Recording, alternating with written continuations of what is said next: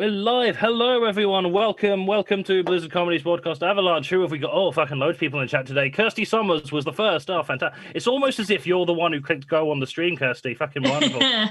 First is worse, Sandy. Absolutely right. Richard Mort, leftist infight. No, we've not even started broadcasting it, and we've already pissed off both the centre and the extreme left. This is definitely going against our ethos. How are you all doing, everyone? We've got Popeye the Penis Pirate. What a delightfully pleasing name. Thank you for joining. Wonderful. Riley's here as well. Hello, Riley. How are you doing? Hope you're well.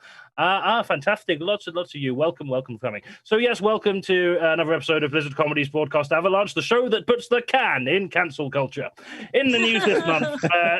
Yes, we cancel. Yes, we can. So yeah, I private messaged about 5 different people, 2 different versions of that joke to ask what the funniest one was. So if you didn't like that, blame Thom because he said that one. In the news this month, the UK has asked the European Union for a Brexit grace period extension to 2023. Thank fuck we've finally got our independence back. Can you imagine how embarrassing it would be if we voted to remain and still had to rely on the EU to survive? Please take us back. James Corden was awarded the Golden Globe for playing a gay stereotype in The Prom. Why is it that when James Corden unconvincingly portrays a sexual orientation that he isn't, he gets an award? But when I do it, where's my award for least convincing portrayal of a straight person? Golden Globes. Okay, I want that. Email me. That's not how awards work. President Biden has officially cancelled work on Donald Trump's border wall. Fucking hell, now not even walls are safe from cancel culture, and people say getting never hurt anyone. Rush Limbaugh is dead. Yay! Yay! So I don't care if that's wrong.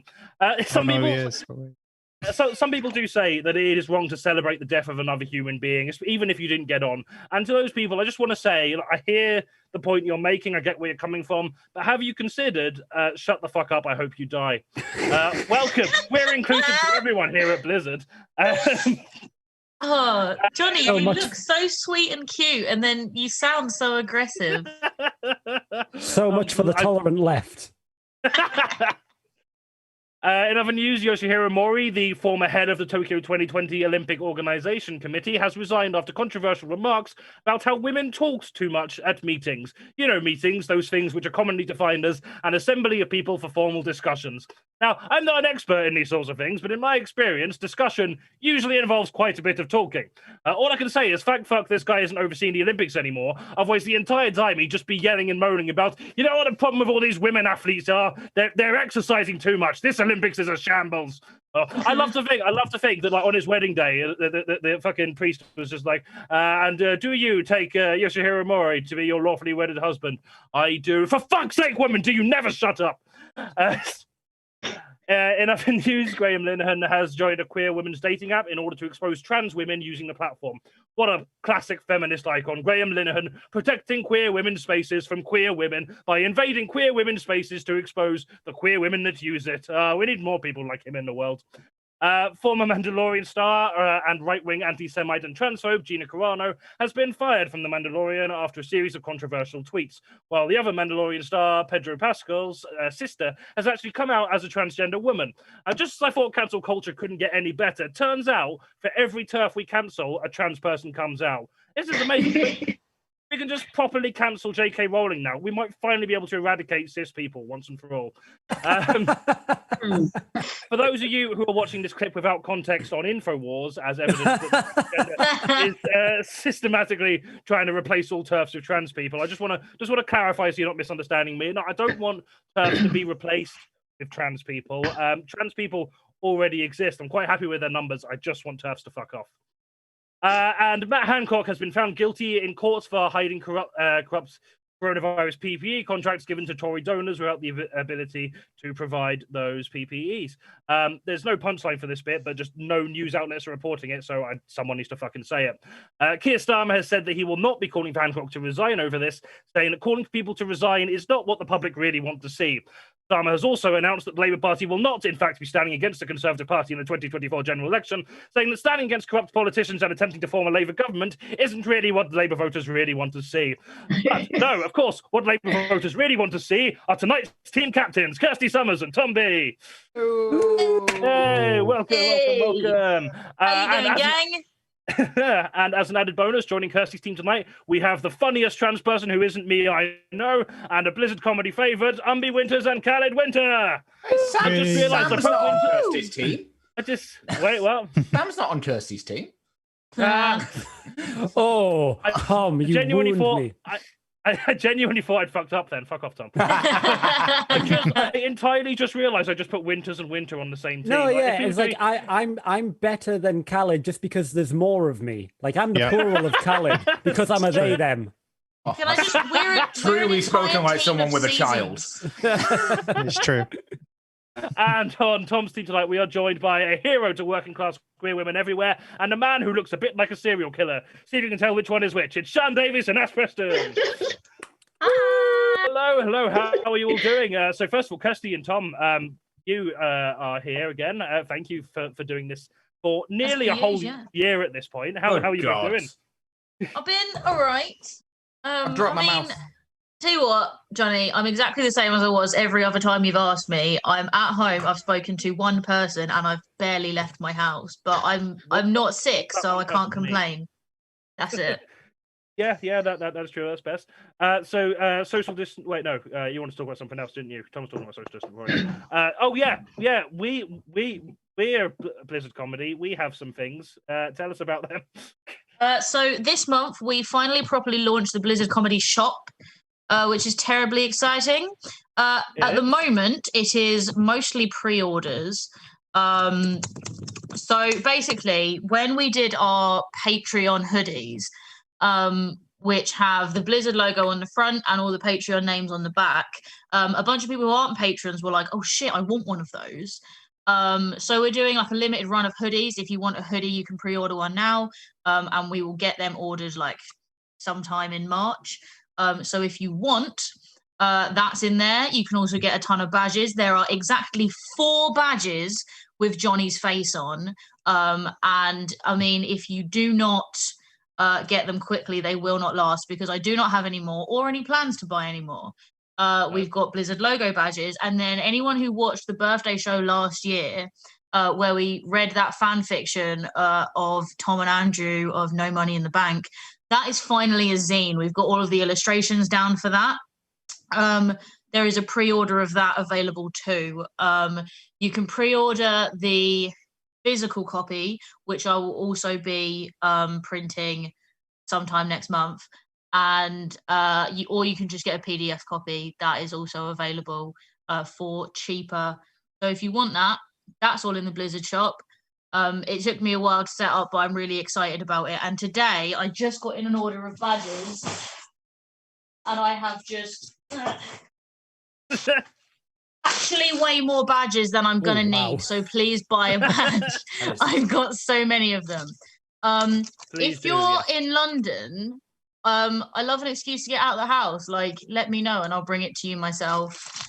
Rather than make you pay for shipping. Sorry, Kirstie. I love that you were shaking a big bag at the camera and you look like you were dealing ease and whiz. I wish. Tell you what, like, they're very colourful if they are, but they are. I'm a big fan. Wonderful. Thank you very much, Kirstie. Where do people go to buy them? So they're blizzardcomedy.bigcartel.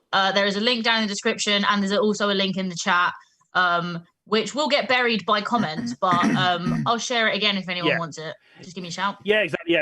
So it's on our Big Cartel. If you just search Blizzard Comedy Big Cartel, it should come up. I'll just follow any of our socials on Facebook, Twitter, Instagram, all that. We'll be posting about it frequently.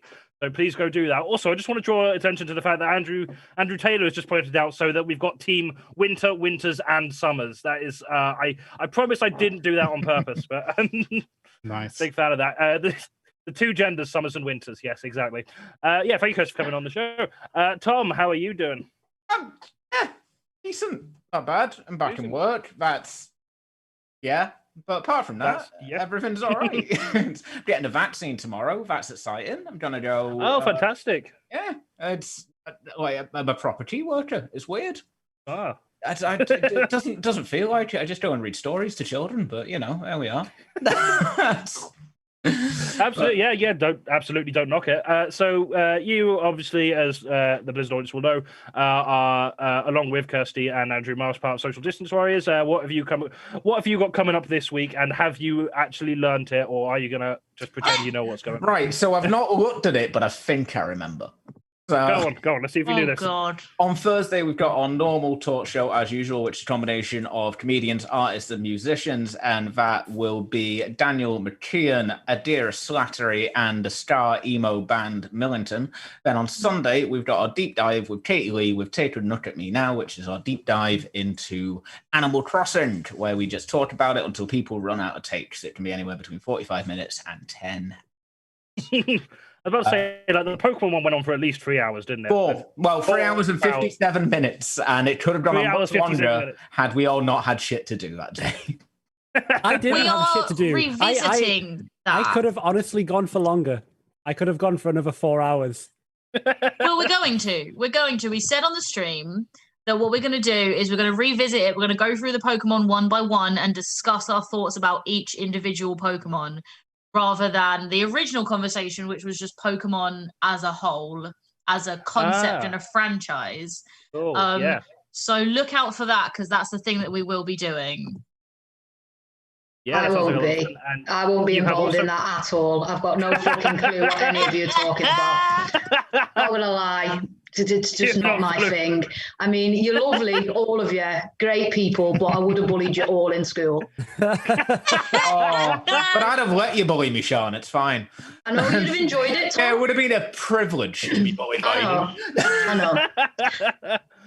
Wonderful stuff. Thank you very much, Tom. Well done for getting that all right. I'd always be inclined to give you a bonus point, but I won't, because don't give me a bonus point for remembering my own admin. Nah. I need to encourage you somehow. It's like, is it operant or classical conditioning? Can't remember. One of them. It's been too long since I studied psychology. We are also joined by Umby Winters. How are you doing, Umby? Yeah, I'm pretty good. I mean, as I said, I was on the Pokemon stream yesterday, talked for 4 hours, still have a voice today. So yeah, I'm doing okay. That is quite impressive. I usually struggle after doing 2 hours of this. I can't talk for the rest of the week usually. Meetings are absolute bullshit. So well done for that. So you have been since lockdown began. You have been building your Twitch empire. Oh, I've been twitching in a kind of streamer way, not in a you are the new CEO of Amazon way. Yeah. So tell us a bit about that. Where can people find you, and what are you doing on there? So, twitch.tv/Umbylicious. I'm a varied streamer because I'm not good enough at any one video game to build a career playing one video game. Much to my chagrin, I've tried Apex Legends and Overwatch. I just can't get good enough at them to build any kind of following. So I'm a varied streamer, which basically just means I was playing for like the first 8 months of lockdown. I was spending my entire time playing video games anyway, just from the moment I woke up to the moment I went to sleep. And eventually I was just like, I might at least see if I can't get paid for this. So now Tuesdays, Thursdays, and Sundays, at no set time. I am a Capricorn. I am capricious. There is no. I cannot be tied down by time and space. So just keep an eye on things, and I just play whatever I want to. I believe tomorrow I'm going to be playing some Pokemon, or possibly. A different Pokemon, but it's probably going to be. I was going to say Pokemon. Which Pokemon. I want to know. I cracked open a Diamond today. I've been revisiting Gen 4 to see if it was as bad as I remember. It isn't. It's still bad, but.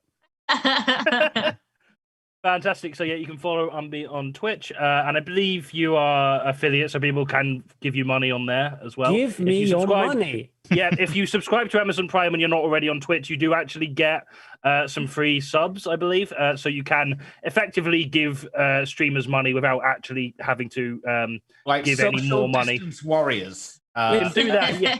If 6,000 of you subscribe, I can get a mortgage. There we are. Let's do that, please.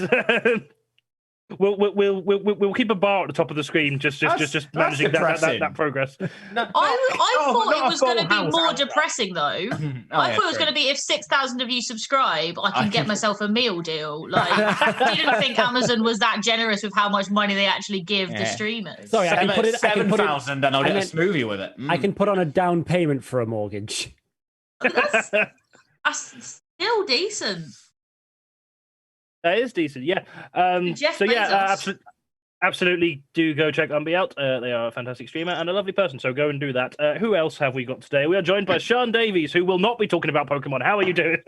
I'm all right, kid. How are you? Yeah. Doing. I mean, I feel like every time I ask and answer this question, it's always like there's always an all things considered added to the end of every single answer, and I'm so sick of that phrase now. I'm trying to think of other ways to say it, and I can't. So I'm just going to say okay.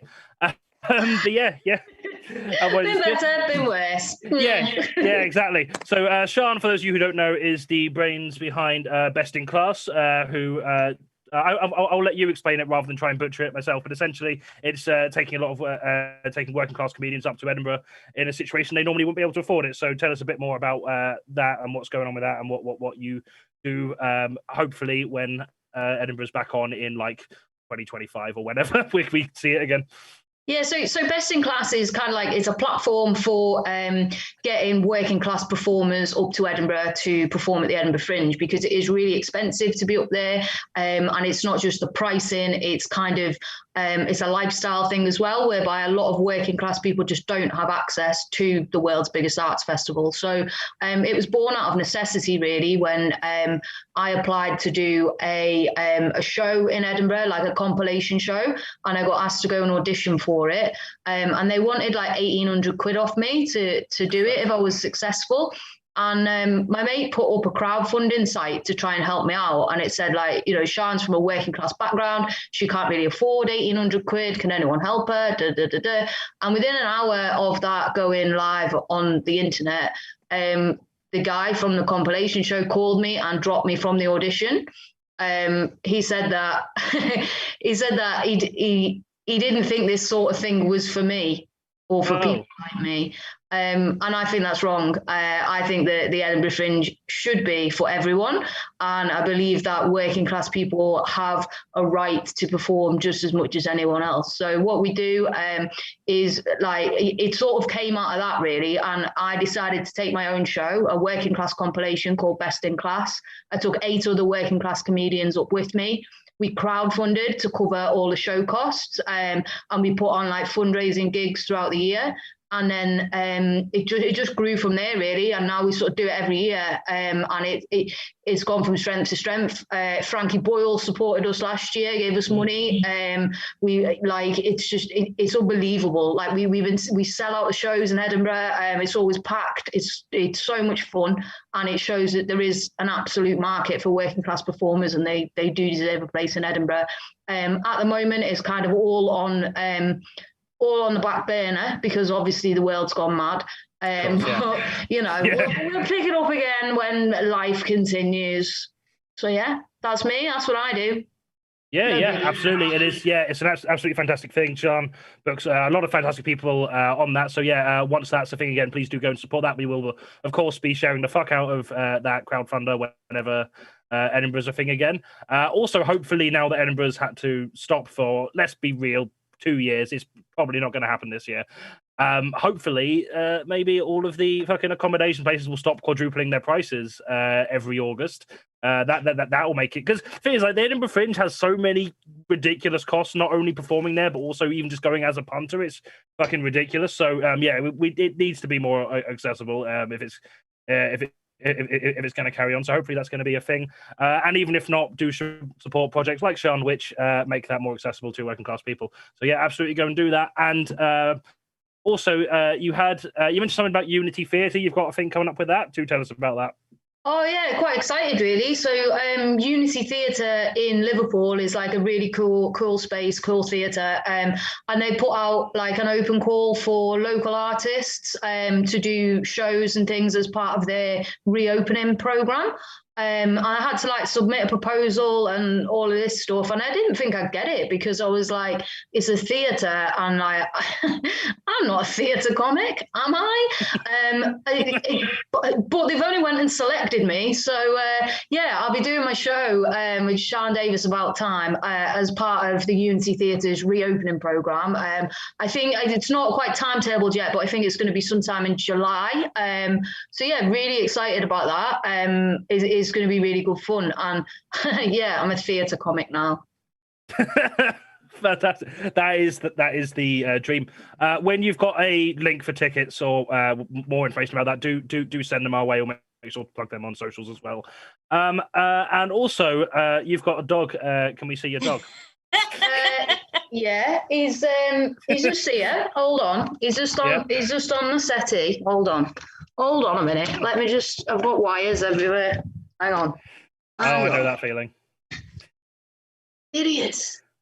Oh, You see him? look at him. What's his name? That's Eddie.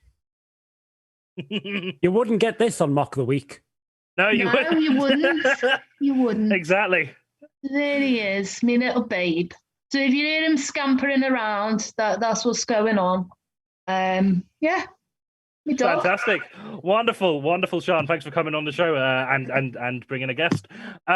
Who else? We've got Ash Preston, who was actually featured in one of Sean's Best in Class. Was it 2019 you went up, Ash? I can't remember, but he's here. He's great. How are you doing? I'm not doing bad. Yeah, it was 2019 that I was on. That was good. I remember it. Yeah, it was good. Hello to everyone, everyone out there, whoever's on that chat that Johnny's getting sent messages from with weird names. I've also noticed that my room looks a bit grim. So I've got like one of Matt Reed's little brilliant Ken Loach inspired posters there, and I've also accidentally left my clothes on and up. So I sort of look like I'm. Mine is right there and it's covered in clothes. So but mine's bare, so it looks like I'm coming to you from like an Alan Bleasdale play or something like that. Clothes awning, Ash. I think I did, which I don't think is a thing, is it? No, it's not. It's not a thing. Clothes I call horse. it a maiden. Maiden. Yeah, maiden. Yeah. You see, this is what in Scotland, a winter dyke. Oh, whoa. Yeah. Get on Wikipedia. Honestly, I've had this conversation with people before. You see, a winter dyke. It's chats about what the right term for a clothes horse is that what the young people are watching these streams for, these live shows. You know, relatable. Once I've finished my transition, that's going to be my Edinburgh title. Yeah. Winter dyke. What do we think about pegs? What do you think about pegs? Let's get to the real bottom crisis here.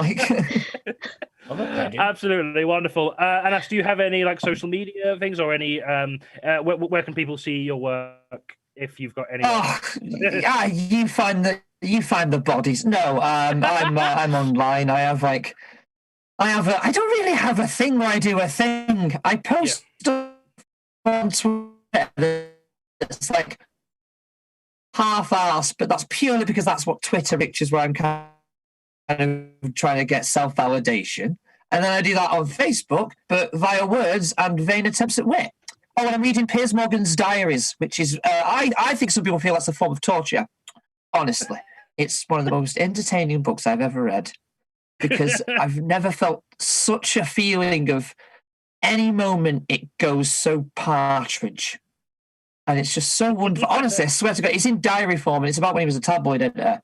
And it's there's like interesting stuff in it, but if you've ever read something by someone who has such a mad lack of self-awareness that you kind of don't understand how they make it through a day, it's written by that, and it's absolutely fascinating. It would make the most terrifying Jackanory you'd ever heard. So, I still want you to read it in Gilbert Gottfried's voice. I think that's fun, but that's fun for like 5 seconds, you know. And it's nice. It's nice to have everyone here. I'm glad that we all agreed no pants. So yeah, you're the tops. Yeah, it should be good. This. I've never heard "Yay all the tops" directed at anyone on our show. Never been called a top on this show.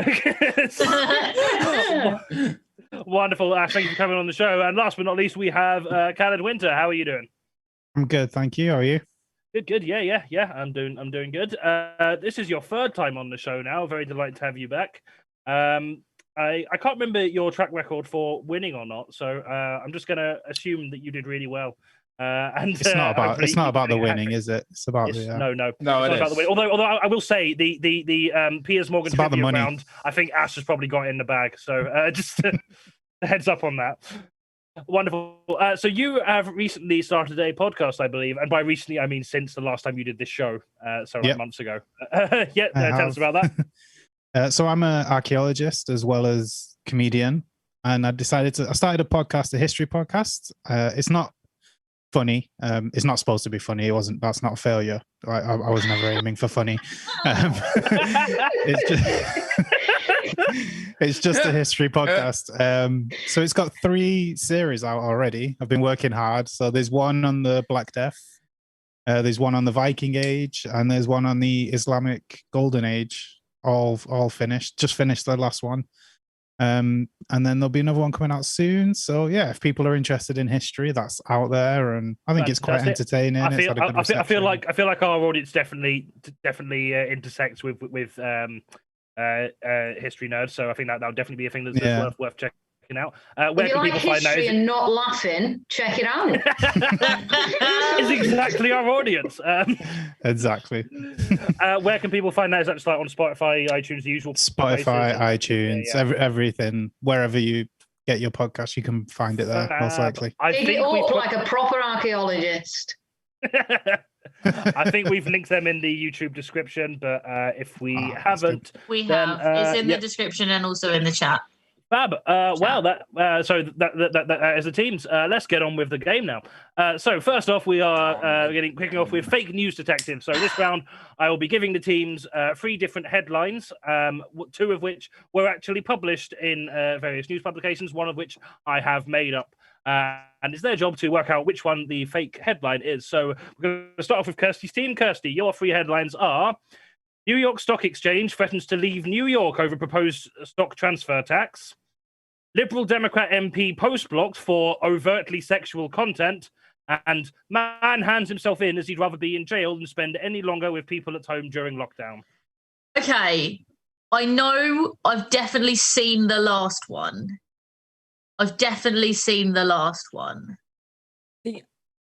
feel like I do too. But I think what's going to help me decide is like, I need to know what exactly the overtly sexual content was that this Liberal Democrat MP was blocked for. Because I don't know if you're aware of the Liberal Democrats, but they're the kinkiest motherfuckers.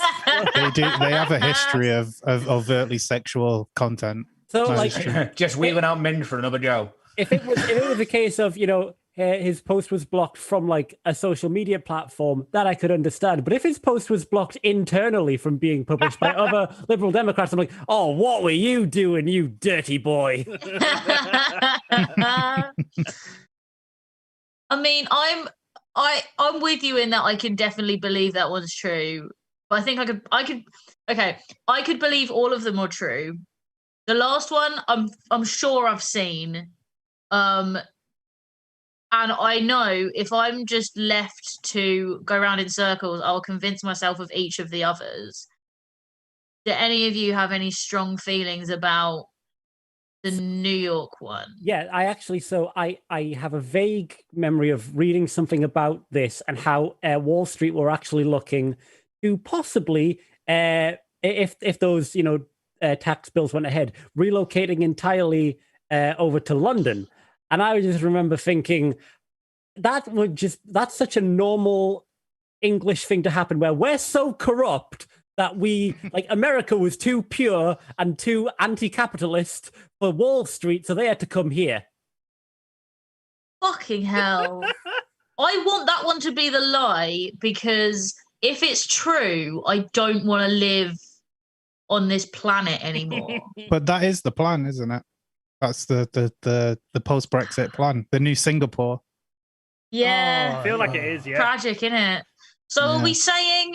Singapore's quite nice. We'd be like Singapore, but without the good things that come from Singapore. Without the warmth and the rooftop jacuzzis. Like good food and clean streets. But, we have the homophobia, so that's good.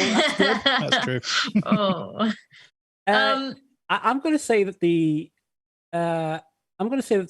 middle one is fake, just because I don't believe that any Liberal Democrat would be ashamed of anything he's done ever. If he had any shame, he wouldn't be a Liberal Democrat.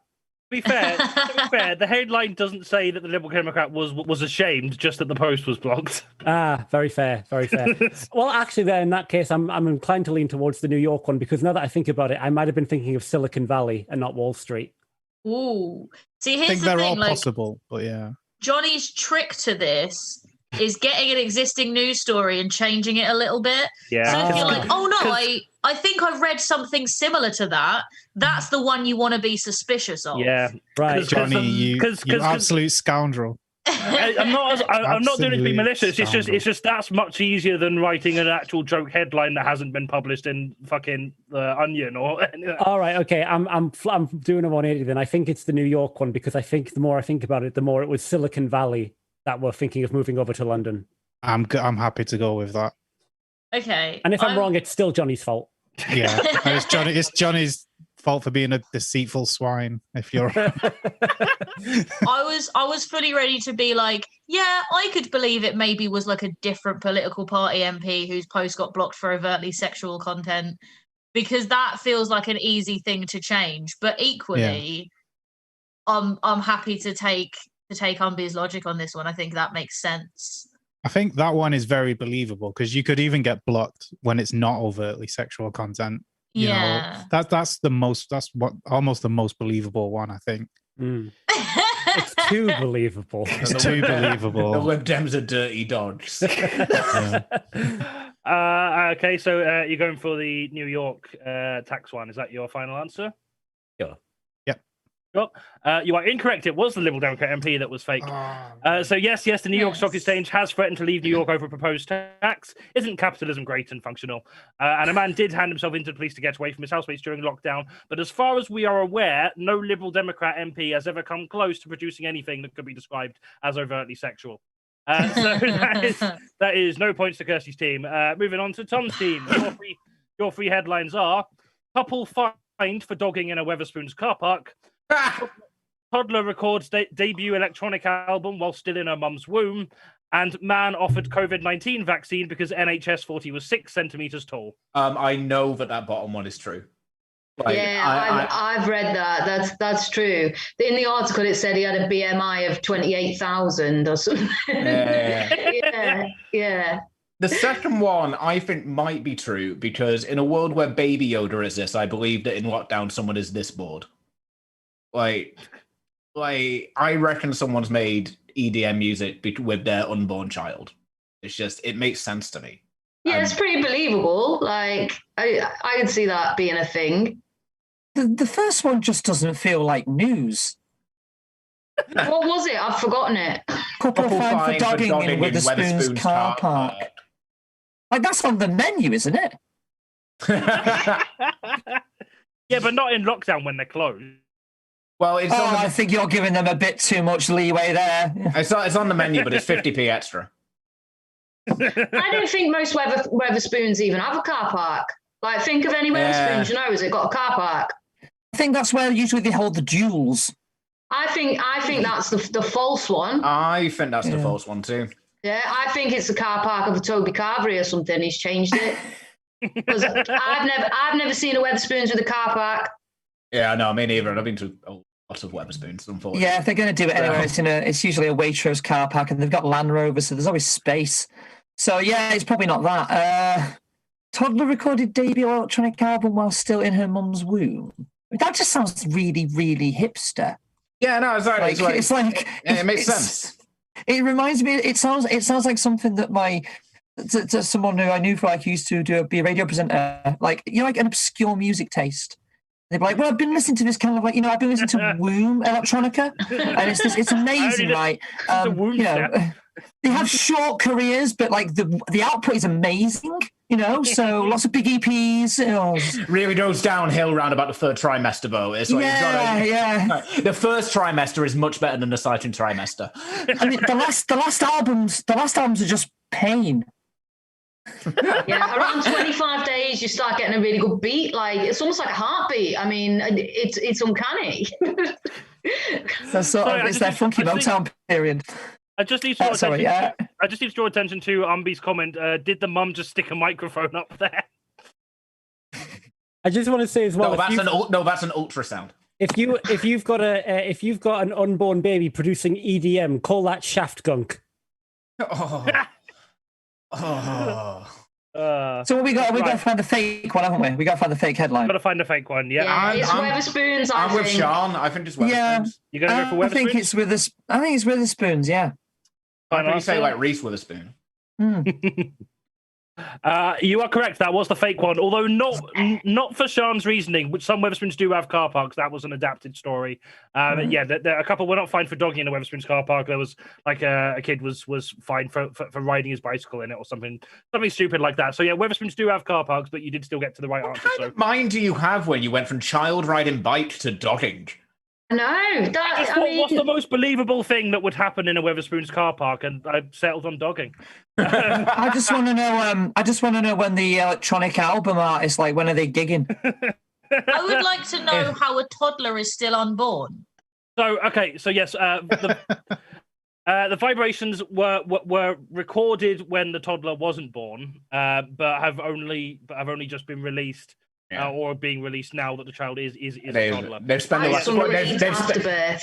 the last 4 years really perfecting the master. Yeah, so the vibrations toddler made while she was in the womb were transformed into sound using synthesizers, which have been used for the 10-track album. You know that theory that 10 tracks. You know that theory that the music you listen to in the womb like shapes your personality and like who you are when you're born. What happens if you play womb-tronica to someone in the womb? I think this is Womb Tang Clan. I'm just gonna wait for the Tony Bennett duet album. You know, just so. I've just got the phrase "ED womb" stuck in my head, and I know it doesn't work, but I need ED womb. And yeah, due to an admin error, a man was offered the vaccine as the NHS mistakenly entered his height as 6 centimeters, which, along with his height, would have classed him as dangerously obese. So that is 3 points to Tom's team.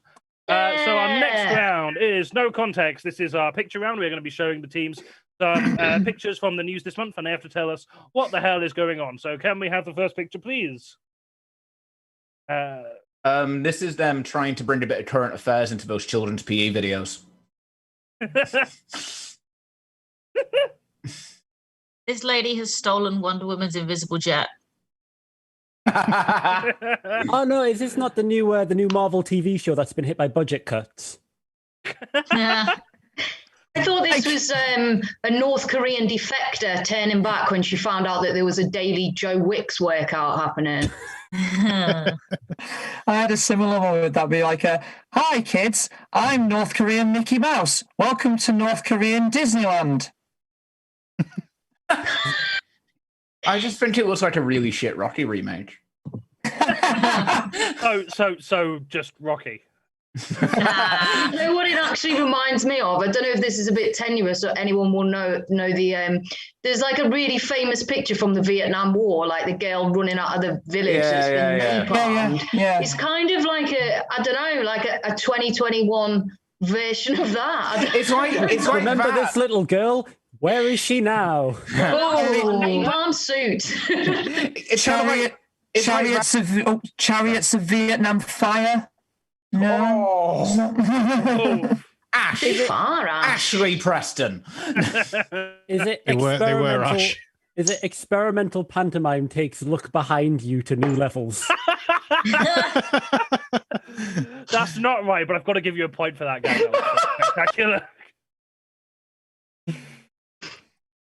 Isn't this the one with the?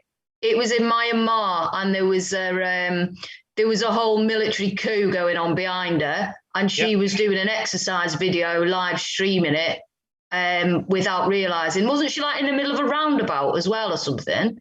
Yeah, that's absolutely right. I'll give you the points for that. What a hero.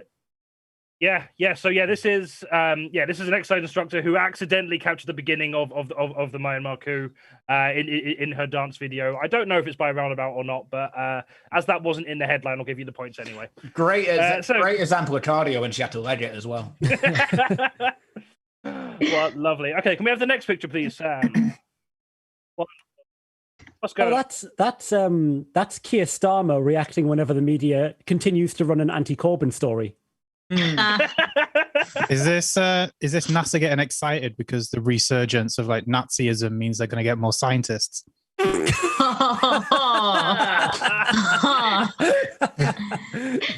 you're getting a bonus point for that one.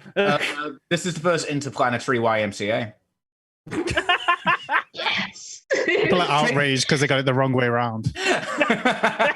I thought this was actually Primark staff getting really excited because they'd finally sold the last NASA jumper. My favorite thing. Go ahead. No, you go ahead. I was just going to say my favorite thing about this picture is like the people in the back who look like they're going in for a hug, but then like realize they're supposed to be social distancing and just kind of stopped. It's almost like it's like a fight in a Wetherspoons car park. The trick to a mannequin challenge, lads, is timing. The issue. Is this Death and Father Time preemptively celebrate getting Prince Philip on the ropes? The issue that I've had writing for this one is that even though I can clearly see it's NASA, if I see a flag that big, I assume they're bigots. Well, it's America. Like, I'm sure NASA has some bigots. Is it but Nazi scientists? Yeah, they definitely have some bigots. Yeah. Is it NASA scientists celebrate gender reveal of rocket? It's a boy. NASA are literally Team Rocket. Yeah. I do know this one. This is the footage of the paid actors furthering the conspiracy that Mars exists. No, it's not. It's about that rover thing. That's all I know. It's about that rover thing. Is it a drone? It's a rover with a drone, and it's got more drills and better cameras and shit. Yeah, what NASA have done is they've sent a Rover 200 from the 1980s in mint condition to the moon, and then to Mars after that to see if it can pick anything up, because they're reliable and they don't rust as easy. Oh, did you know, It's gonna break down. this is actually the first time Joe Biden sent a drone to something that isn't a war-torn country. Is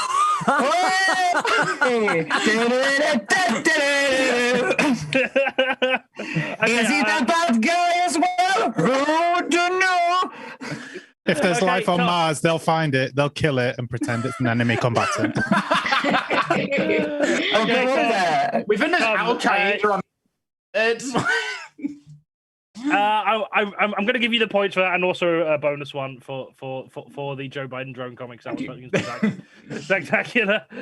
So yeah, this is NASA's reaction to the Perseverance rover touching down on the surface of Mars. The rover is being used to look for signs of past microbial life. So far, however, all it's managed to find is 17 pence stuck behind the sofa, a half-eaten starburst from 2006, and the remnants of Matt Hancock's sense of humanity. So at the end of that round, Tom's team are on 9 points and Kirstie's team are on 3. So we're going to have a scheduled break now. So we're going to have a break from the assigned fun in this moment. So I was just going to time to remind you that this is a pay what you want show. If you are enjoying what we're doing here, please do throw a bit of money over to the PayPal link in the description and the chat. All the money that you put in that goes towards the acts we've got on tonight. Also, you can support us via Patreon, where a portion of that will also be going to the acts. So yeah, please go do that. We are still going to be here chatting shit for a bit, or they are. I'm going to go get another beer, so I'll be back in a second. I need a brew and a wee. Felt like we were on Children in Need then, and we should have been doing like a call this number. Like, I was like, I'm just gonna start dicking about here, and my camera is terrible. It looks awful. Hey, if it makes you feel any better, I Ash. don't know what it's about. If it looks really bitty. On the stream that we see, everyone looks awful. I promise you all. Yeah, it looks really bitty. I was looking at it on YouTube. Where they can see us, we look fit. They can hear you. They can just say, everyone at home, do you agree with Thom or not? Yeah. Oh, they can hear us. Yeah. I'm glad I didn't say something grossly offensive just here. Like, you're talking about the viewers like they're not still listening. God, there's a louse. Look, I could have done a Gabbo then. I could have done a proper Gabbo then, couldn't I? Bunch of SOBs. All the buzzard people are SOBs. Ash, have you got a slander you'd like to do? Do you have a slander for us? I might have. No. I'm all out of slander, but I've got libel, if that's okay. That'll do. Go for it. I mean, we might get in trouble, but maybe no one will notice and we'll be fine. Maybe we'll come on. It's not the most offensive thing we'll see this week. We're not an all-white lineup in Hull, are we? Carry on. I mean, if we're being broadcast in Hull, then maybe. Yeah. Let's know in the chat. Is anyone from Hull? Hey, lads. That was a bit of a kick-off, wasn't it? Anyway, let's just not talk about that. I want. If we're taking a break from the scheduled fun, I want to do a non-comedy question. I want to just ask Khalid. Khalid, as someone who's also interested in history, how do you choose the topics for your podcast? Like, how do you choose what you're going to talk about next? I started with the Black Death. I don't have like a specific way is the answer, but I started with the Black Death because I thought it was topical. And then Eggs are very I went on in vogue. I went on to the Viking Age because I was just quite interested in Vikings. That didn't have a reason. And then whilst I was doing that one in the series, I mentioned the Islamic Golden Age. And I mentioned that the Islamic empires were a lot more advanced than Europe at the time. And a few people were surprised by that and asked me to do one about that. So I just did. So yeah, I guess now it's by what people want. Right? If people ask for something, I'll do it.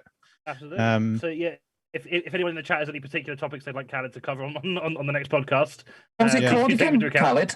What was the name of the podcast called again? Excavate. I'm just putting it into my phone now so I can add it to my app because I quite like history podcasts. So I think the next one. So the first two were kind of Europe centric, and then obviously they did the Islamic Golden Age. So I think the next one will be outside Europe as well because I don't want it to just be a kind of. I watched a couple of years ago, I watched this. There was this series. I think it's from American Experience. You know, the public broadcasting series in America, and they do a series called New York, a documentary film, and it's this like 16-hour, 8-part documentary about the history of New York from its discovery as New Amsterdam all the way till about 2003 or something. It sounds like boring, but to me it's like get that in my veins, get that in, like I love that kind of stuff. But I really like, obviously, because podcasts, I used to work night shifts, so podcasts were what got me through them. I used to listen to loads of history podcasts, so that is like another one I'll add to my list. So I still do when it reopens. I work at an escape room, and one of the rooms we have is Viking themed, and we have props that you can take. You can take photos with, depending on which room you did after you've done the room. And so for the Viking ones, we have like swords and axes and shields, and we have some helmets with horns on. And the number of times we get people who get out of the room, they go to take the photo, and they're like, actually, the helmets didn't have horns on. That would have been very impractical. I'm just like, all right, well, I wish I'd known before I let you out the room that you were a smarmy cunt. I wouldn't have let you get out otherwise. How long till we go back on, Jonny? The break's usually about 10 minutes, although I'm pleased to say we are once again underrunning. We're not. The break was not scheduled to start for another 2 minutes, so we will. Is everyone back here? No. So yeah, I don't think so. No. Yeah, we'll resume when everyone's back. Let's just have a look at the chat. There's been a lot of action in here. Right. Victoria Bliss says, "All back in a moment." Thank you very much. Thank you very much, Victoria Bliss. What else have we got? Why is everyone talking about choking? I feel like I've missed something. How did this happen? They started talking about it after talking about Matilda, which I'm concerned about. Oh yes, the chokey. That's what they called the. Yeah, right. That makes sense. Still dodgy talking about choking after that. Almost like talking about dogging after talking about a child riding a bike. Yeah, no, that is a fair point. I will accept that. We've got a little bit of debate around the clothes horse thing. So Victoria Bliss says, I say Maiden too, and I'm Manchester-ish. Whereas Popeye the Penis Pirate says, every time I hear Maiden, I just think of Iron Maiden. Okay, and that's how we got onto Matilda. Oh, Ash, Riley, are you still here? Are you gone? I'm not actually. Hello. Yeah, Riley says, have you ever read Morrissey's novel? It's apparently a trip. I haven't read his novel yet. The only books I've got downloaded is I've got the Morgan one. I've got a follow-up he did when he got sacked, so he's trying to be a celebrity, which I'm really into reading about. And I've also got Paul Stanley's autobiography from Kiss, which I've been informed is one of the most lacking in self-awareness autobiographies. He hates everyone, apparently. So I'm going to read that as well. I'm not on camera because obviously I'm very undignifiedly right now rolling a fag, and I'm just about to be back in a second. So if you just bear with me, that's absolutely fine. That never stops Thom. Don't worry about it. Just reading the worst autobiographies. I think so. I think that's his plan. Yeah. So if you've got any recommendations for him, I'm sure he'd appreciate that. I don't know if you've seen, by the way, but in the time it was published just before the live show actually started, but we were obviously in the pre-show call. NASA have actually released the footage of the Mars landing, like from the rover itself, from the drone itself. That's so cool. That would have been a much more interesting image to use. Fucking hell, man. Couldn't have done that last week. Can I ask the people in the chat for some feedback on my haircut? I've cut my hair today myself for the very first time in my life. So just like earlier people in the to chat, tell me what they think. Well, earlier in the chat we had Bobby Ann Jones say, "Bully me, Sean, please." So I think it's looking good. Well, I'd like to get the opinions of the chat and of everyone here in the call, with the exception of Khalid. No offense, Khalid, but there's not much you can contribute to the hair discussion. I don't know if it's just lockdown getting to me, but I'm considering getting either bangs or a mullet, and I need to know if I can. I need to know if I'm not doing both. I'm not doing bangs and a mullet, but I need to know if I could do either. Don't get bangs. You're not a turf. You can, hang on. No, there's only one subset of bangs that are turf bangs, and I'm not going to get those. Yeah, bangs. no, that's true. Yeah.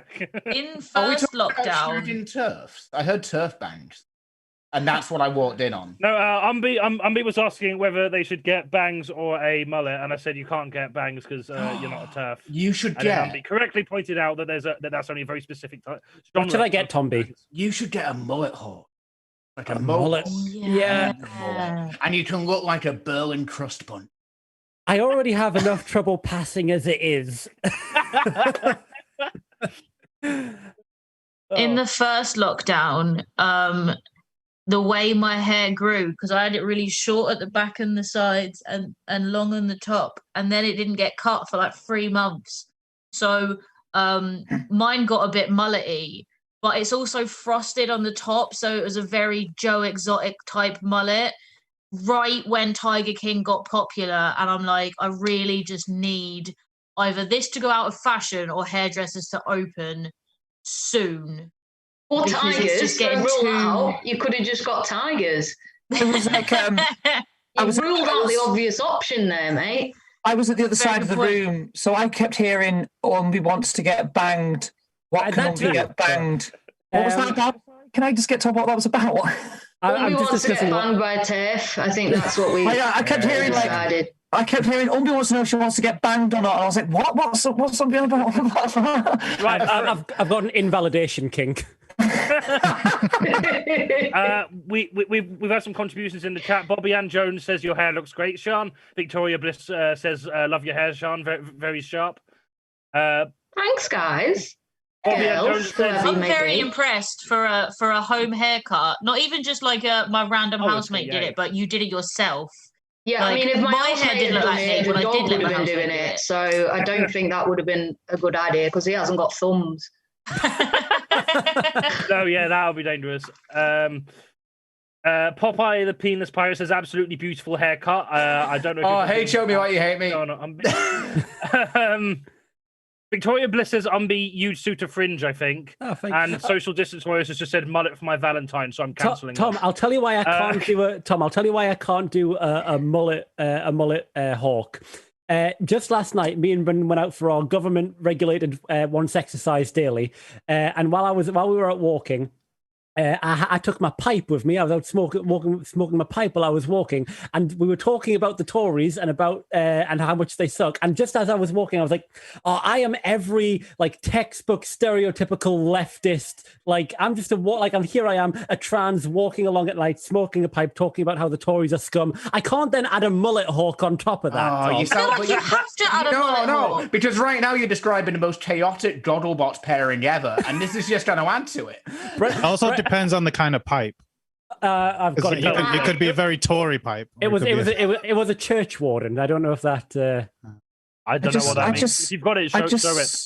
I just like that. Like on a Blizzard chat, we had the comment of Popeye the Penis Pirate, was that? Yeah. And not one of us batted an eyelid. That's not one of us went, that what? That's Choke Me Like You Hate Me. She changes her username every stream. So for Choke Me Like You Hate Me, Mummy's Moist Milkers, I believe. Something like that was one of them. Choke Me Like You Hate Me. Yeah. You can catch her in the Blizzard Discord. She has the dankest memes. Yeah, choke me like you hate me. Whoever they are, they like my hair, so I'm on board. Yes. Yes. Hey, Popeye, I get your choke me reference. I'm hip with the kids. I'm on TikTok. Are we all back now? Shall we carry on?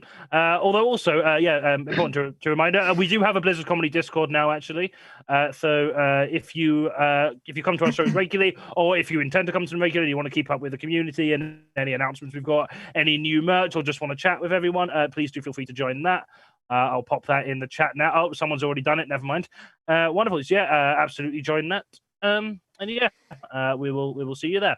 Right, our next round is this just in. This time we're going to be giving each team the first line of a news story, and they have to carry it on in the way they seem fit, line after line. So we're going to start with Kirstie's team.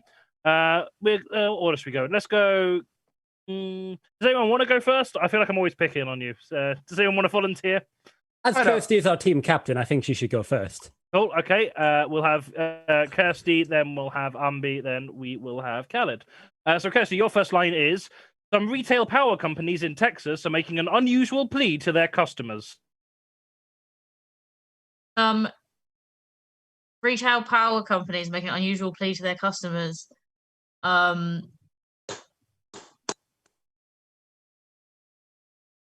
hate this. I'm just thinking of like all of the horrible pictures I've seen. Oh, okay.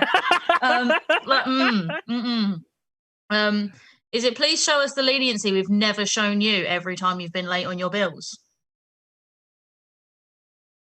A spokesperson for the company came forward and said, in addition, choke me like you hate me.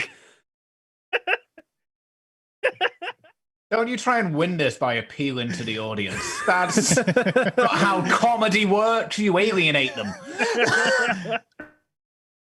If flooding persists, we recommend you float away like a penis pirate. But don't forget to leave your bill payments to us in your wills. The Attorney General of Texas has apologized to all residents of Texas for the failures of the Democrats, whose fault it definitely is. All residents except Mexicans and black people.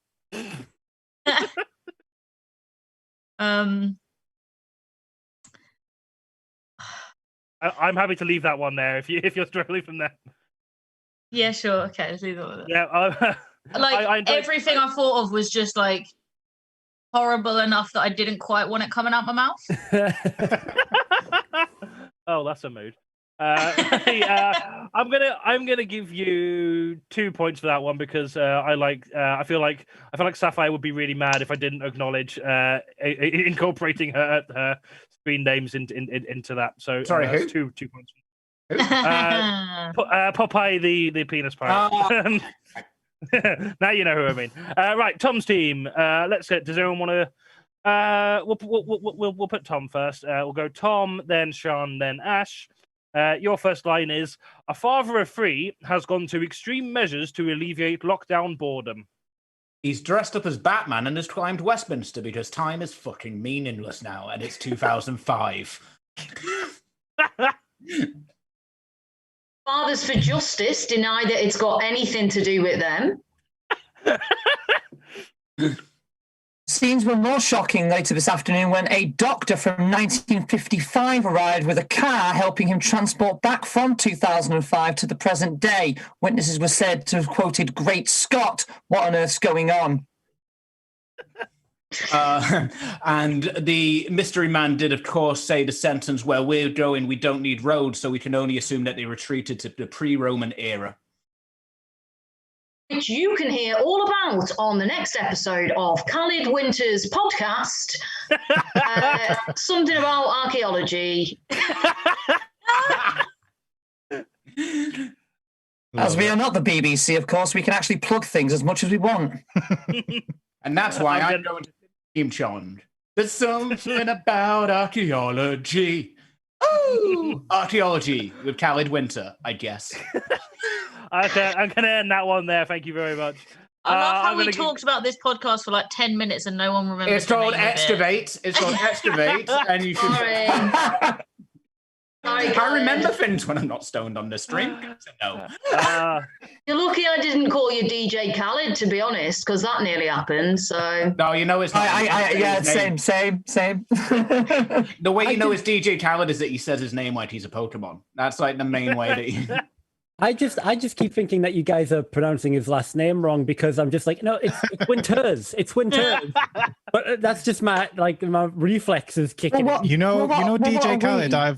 I have a bit about this. I won't do the bit. But DJ Khalid, before September the 11th, 2001, was called Arab Attack. really, That's amazing. And he was the DJ for a hip hop crew called the Terror Squad. wow. Oh, imagine the conversation. Lads, we need to have a chat about the name. I do rebrand. And then he had to... Just say it over and over again. Lads, I'm going to pitch a name. How about Lost Profits? I can't imagine it couldn't go wrong. Or Steps. What do you want to do? Oh, somebody Steps is taken. Ah, right. Okay. Well, Village people. No, let's. I'm going to give Tom's team 3 points for that round. So at the end of that round, Tom's team are on 12 and Kirstie's team are on 5. In place. Well, else I was 5. Where did they get all the extra points from? Cheating. No, this is the one time I'm not cheating on this game, and we're. Did you hear that, Jonny? You should take some points off Tom for cheating on previous games. He's just admitted that he cheats. No, I don't cheat on games. Johnny gives me the answers because they feel sorry. Johnny does give you the answers because they pity you. I do. And speaking of giving you the answers because I pity you, next round is Gammon Fishing. Yeah. We are doing a little bit of a special one today, obviously to honour the death of Rush. I've already forgotten his surname, but I don't care. We are using exclusively quotes from his career in saying completely bullshit, provocative, conservative bollocks.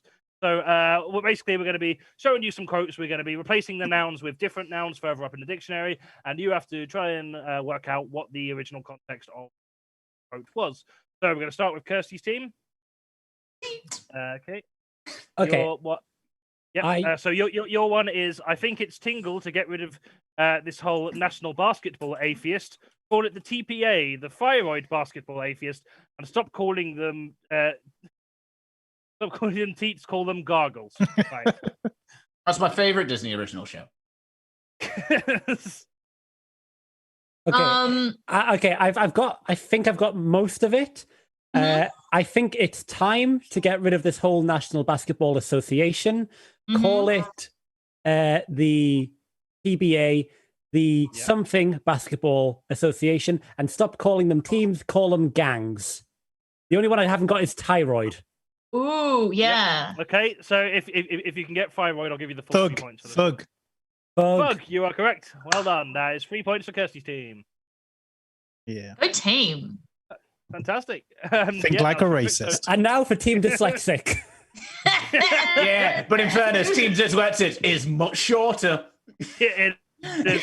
That's because This round is hard because you want the points, but by getting them quickly, it shows that you very easily can think like a extreme racist.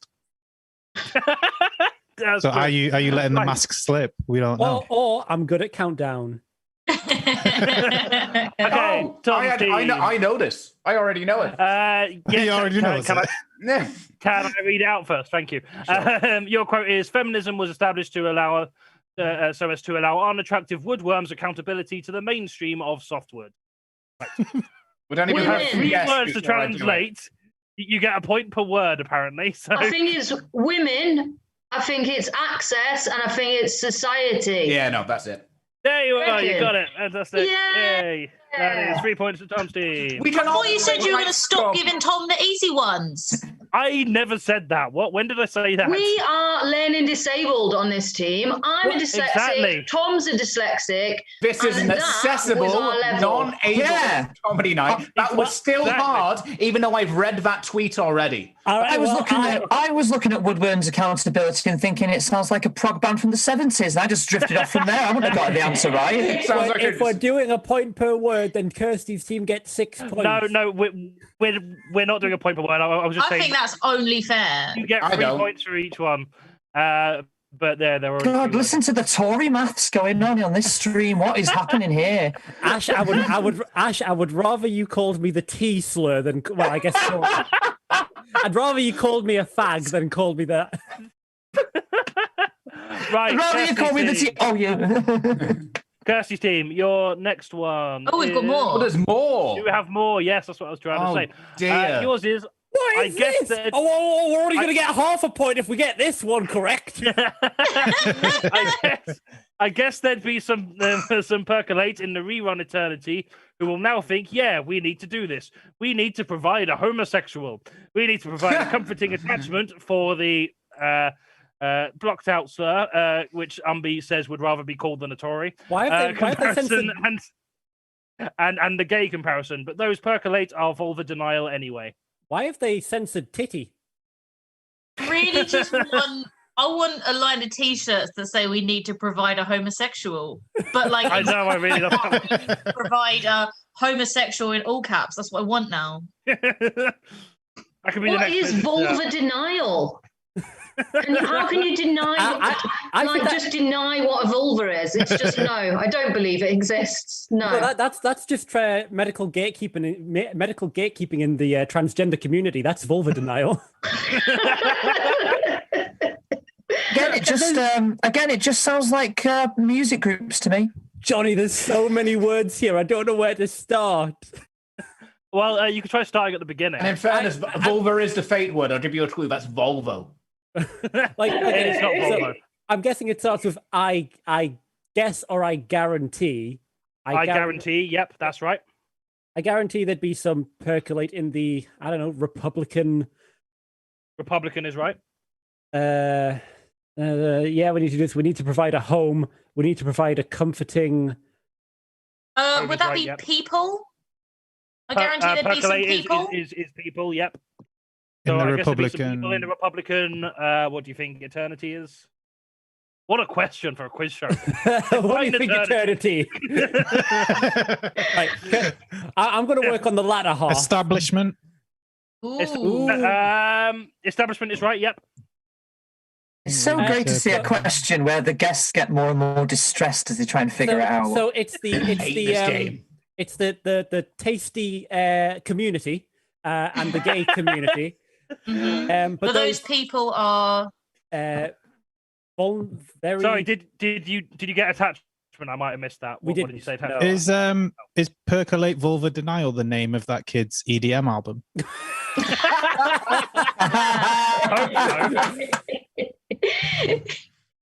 Is vulva denial like very dense or very desperate or? Oh no, I think I know this one. I think I know this one. What do you think it is? They're voting Democrat anyway. That's what you said, isn't it? Oh. People who like don't. Yeah. Those people are voting Democrat. So, We need to provide is it a home? We need to provide a comforting atmosphere.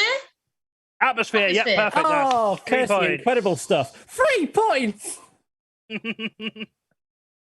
Tom gets no only 3 words. I know how much Jonny likes to punish me. It's unlikely. The next one's just going to be one word. Right, Tom's next one is. Okay, I've just noticed we have it in the chat. Other people also want the provider homosexual t-shirts. So when we run out of Jonny badges, we'll put them in the shop. We've only got a limited amount of I can't wait till lockdown's over and we bring your own homosexual parties again. If 4 people buy Jonny badges, we'll have space in the shop for a provider homosexual t-shirt. Will. So if Tom, your next one is if any racket of percolator should not have gully about slavery, it's Caucasians. The white racket has probably had fewer sleeps and for a briefer perk of tincture than any other in the hob of the wrangle. I'm So, a bit of a trickier one here. I'm assuming if any race of people should not have guilt about slavery to Caucasians, the white race has probably had fewer slaves. Yep. And for a briefer period of time than any other in the in the whole of the world. World is right. It's not whole. If you can get that, you get rest. Full points. No, it's H, isn't it? Nope. In the home of the hotel of the world. Hotel of the world. Any other in the heart of the world. Not hearts. No. Hold on. I don't know. I want you to get this one. This. Yeah. How's it not whole? It should be whole. Oh, because it'd be WH. Yeah. I can confirm it does begin with an A. WHO as well. History. History. Sean got it. History. Sean. Yeah. Well, thanks. Do you know? I saw Khalid and I went history. That's the name of his podcast. Yeah. No, it's not. That's the topic of his podcast. No, the topic is archaeology. Wonderful. So it's not called history, Thom. It's percolating vulva denial, isn't it? Yeah. Okay, it's called estimate. You should listen to it. At the end of that round, you both got 6 points. So Tom's team is on 18 and Kirstie's is on 11. Yeah. Bullshit. Victoria Bliss. I also want a homosexual. Love it. Okay, our next round is Dickhead of the Month. So this is our monthly piece where every contestant gets to nominate their pick for who should be Dickhead of the Month. They have 1 uninterrupted minute to do so. So just bear with me while I get a timer up. You ever pay attention to that fucking timer? I do. I'm just too polite to interrupt people usually. But okay, I'll say how it usually works is I usually stop scoring after the timer. So I really like the idea that your favorite part of Just a Minute is the filibuster section. It is, yes. Okay, so to be honest, it's mainly to stop everyone from overrunning, which doesn't work successfully. That being said, we are like 18 minutes ahead of schedule. I'm liking it. Did you all make a New Year's resolution to stop waffling so much? Oh no, this is what happens when we know the answers. I just need to have harder questions. Right, cool. Okay, so we're going to start with Ash, if that's all right with you. Yeah. So, who is your Dickhead of the Month? And then I'll start the timer. My Dickhead of the Month is Anthea Turner. Okay, starts now. Oh, yeah, sorry. So Anthea Turner this week revealed to my loving joy that I can call her an arsehole with real legitimacy after tweeting about fat people on the NHS, and that's a reason why we're not out of COVID and wearing masks and stuff, retweeting things like Juliet Hartley Brewer and just reminding me that she's Anthea Turner, a void of false cocoon of enthusiasm with her "isn't everything great here on Blue Peter, top of the pops" voice, and she ate flakes at her wedding, in which was one of the most terrible publicity shots I've ever seen. She's a horrible creature, and hopefully her legacy is that clip of that motorcycle coming out the back of a lorry, nearly setting her hair on fire. A terrible woman, worthy of nothing.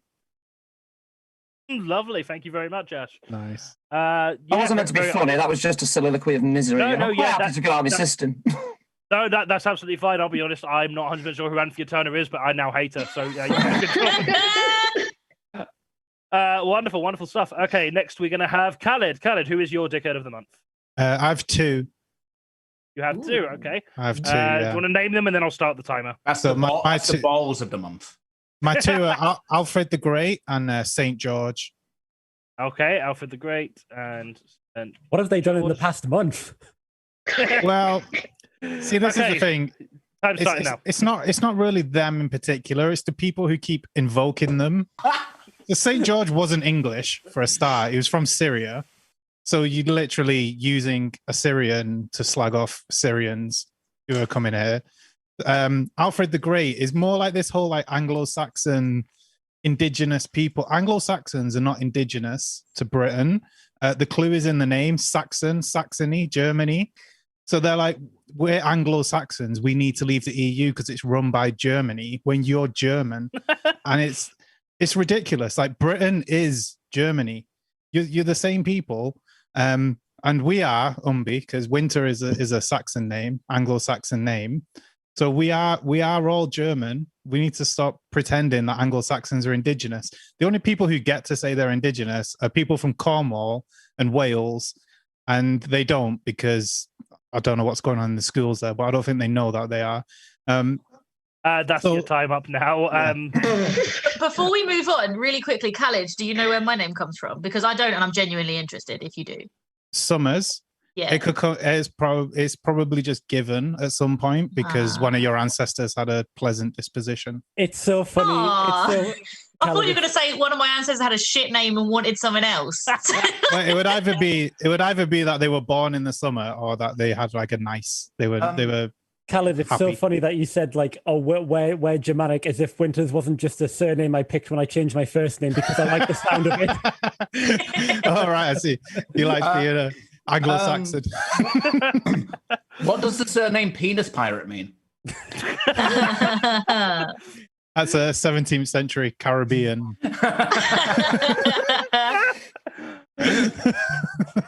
Wonderful. I just want to let you know I'm going to clip out that bit of you saying it's not racism that bothers me; it's historical inaccuracy.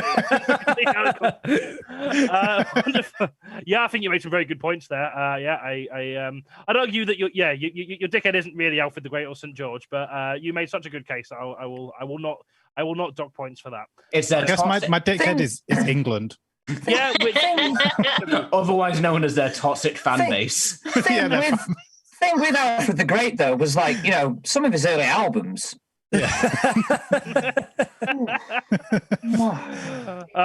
Alfred's great. It's the gatekeepers that spoil it for everyone. Yeah, it's his folk period that I always thought let him down. Right. Next, let's go with Kirstie next. Kirstie, who is your dickhead of the month? My dickhead of the month is various metals. It was nearly the Church of England, but I swapped it out for various metals. Okay. Oh, I think I know where this is going, but yeah, take it away.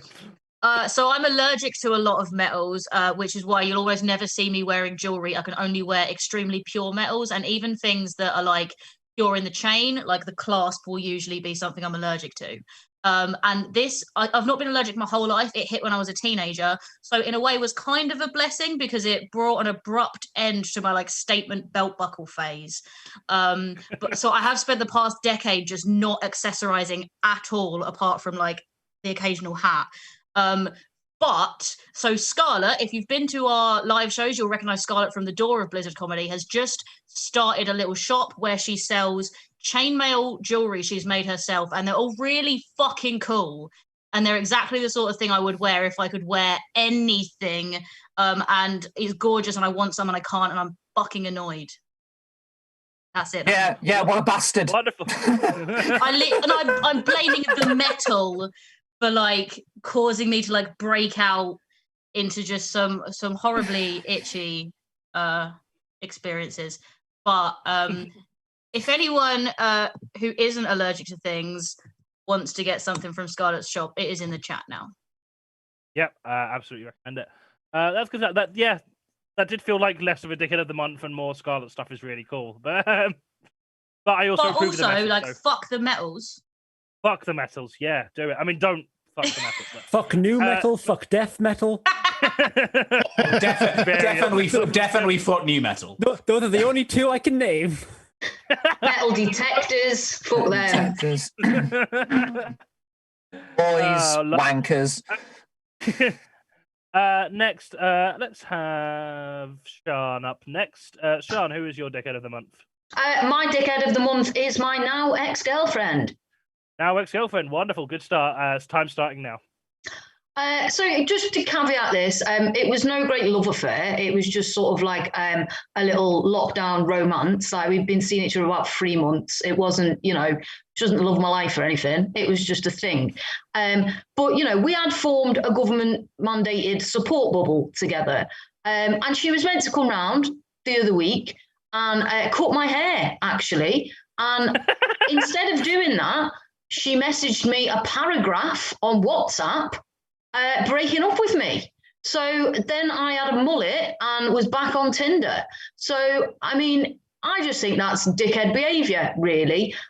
Just at least have the decency to come round and cut my hair before you finish with me. Because now I haven't got a bubble. I'm on my own.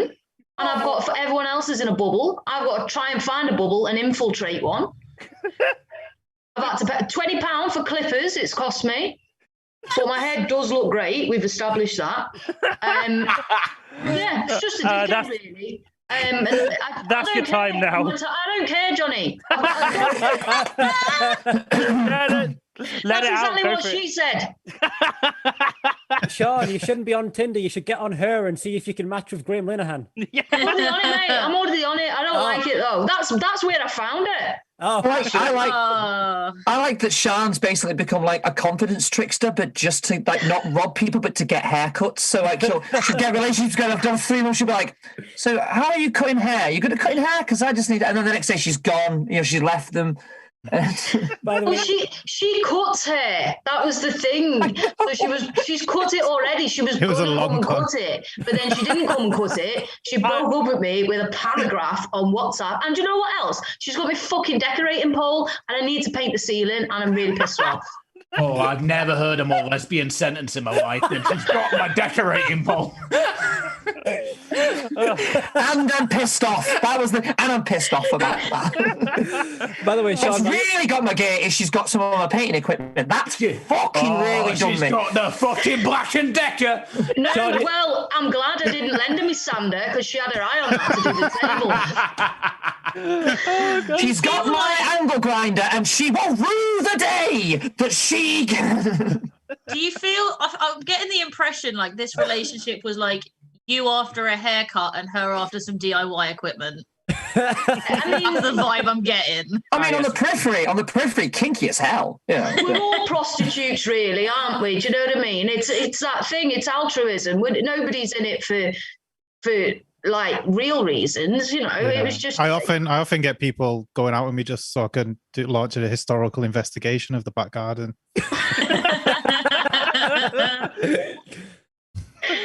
Oh, wonderful! That's definitely a very strong contender there. I really enjoyed that. We've got a couple more. I just want to let the chat know that I'm gonna do things a bit differently this time, and I am gonna take your votes into account when I'm scoring this. So I'm gonna score it after the break. I will remind everyone of everyone's dickheads before the break, but just be aware. Start thinking about who you think deserves it most.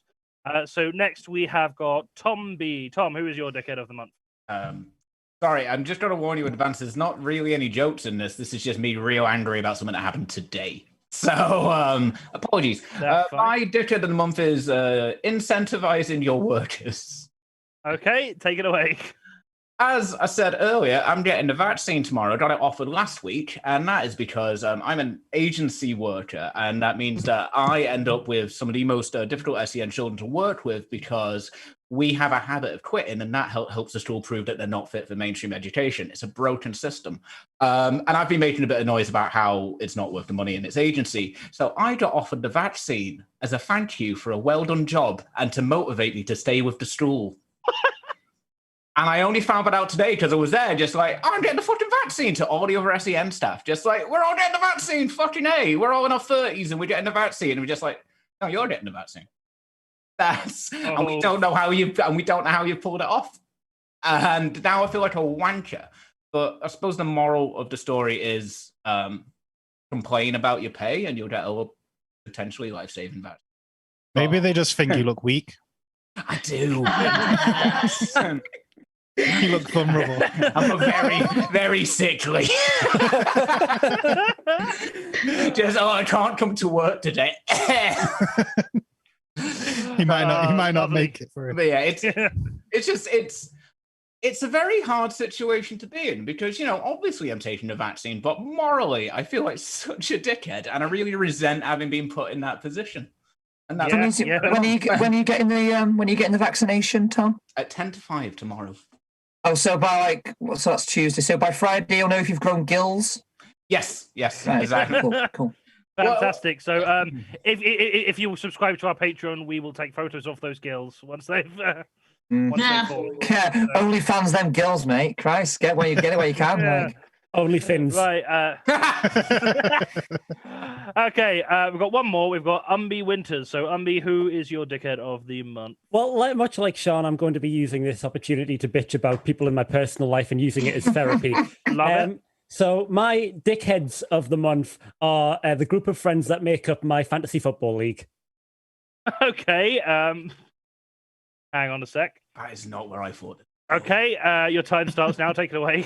So every year, my fantasy football league and we get together and we do funs and games around the time of the Super Bowl. We couldn't get together this year, so instead I set up a friendship survey where I sent them all questions and they could answer anonymously. One of these questions was, out of everyone else, and you can pick multiple people, who would you take a bullet for out of the group? And again, you did not have to answer with a single person. You could answer everyone or no one.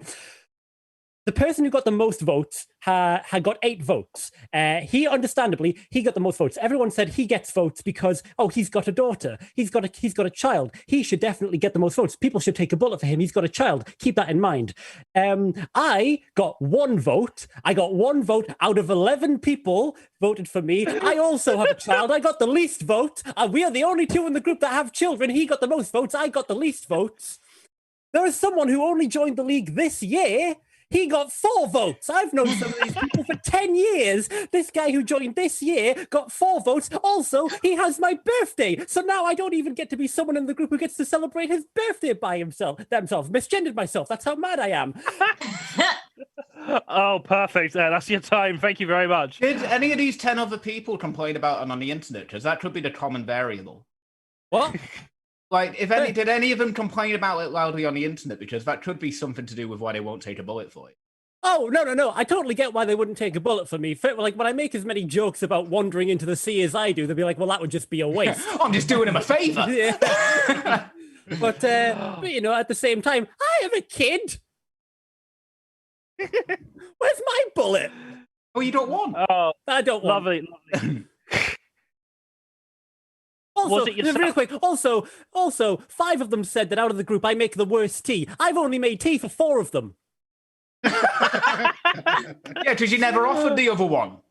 Oh, and I'm not going to now. Right. Okay.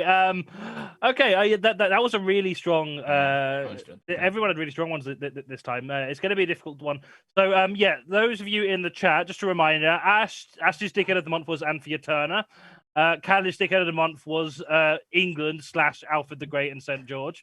Kirstie's was Various Metals. Sean's ex-girlfriend, Incentivizing Your Workers, and Umby's Fantasy Football League. So I've already given them scores. Any votes that you cast towards this, I will add to their scores, and then the points will be allocated accordingly. So do that over the next 10 minutes or so while we are on a break, and I'll tell you the scores when we get back. Also, just want to remind you that we are all very poor, so if you are able and willing to, please do donate some money to the PayPal. That will be split amongst all the acts on tonight.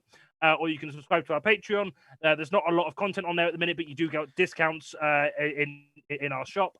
And you also have the knowledge of giving us that you're helping fund this nonsense we do every month. So if you're able to, please do. If you're not, just shout about us on social media. That really helps a lot as well. So we will see you in 10 minutes. Now I'm going to have a look at this chat. Let's have a look at what we've got. Okay, real quick. Just still on the just in regards to my fantasy football league. No. Bonus content.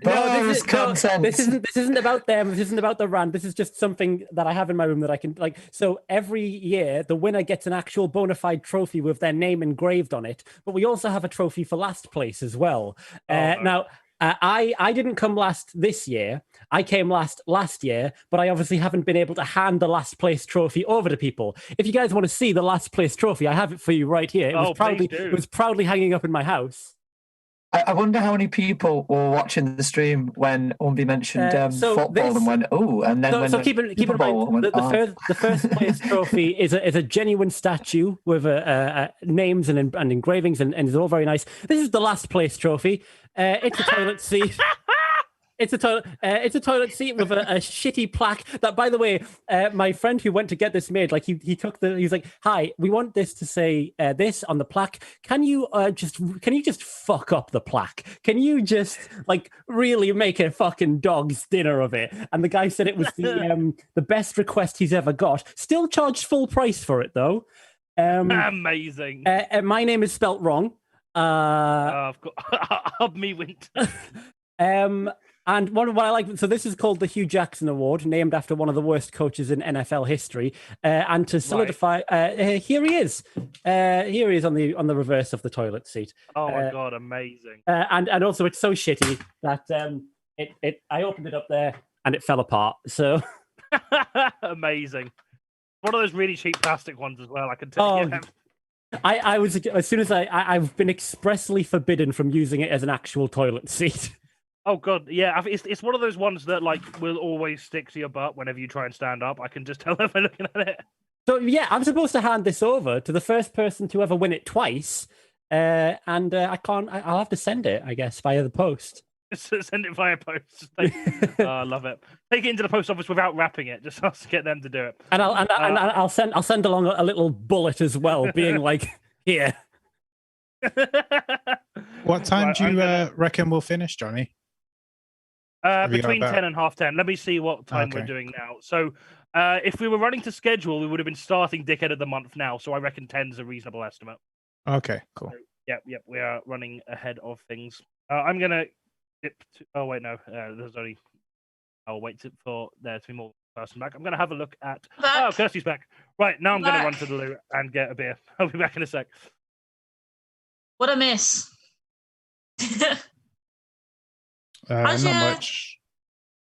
I was going to ask if you've got any more secrets, but I realise you can't say that on stream, so I'll be quiet. How's your podcast going? I didn't know I had any secrets. Yeah, good. Oh, we're still on, aren't we? Yeah, to be fair. I keep forgetting I'm going to say something. That's what I was going to say, because like you're telling me about your like months and months ago, you told me about your friend who works with some politicians, but like, if you had any more gossip, you couldn't even tell me now. No. This is specifically where you said you would not be able to talk about it. Yeah, I think she could get in a lot of trouble.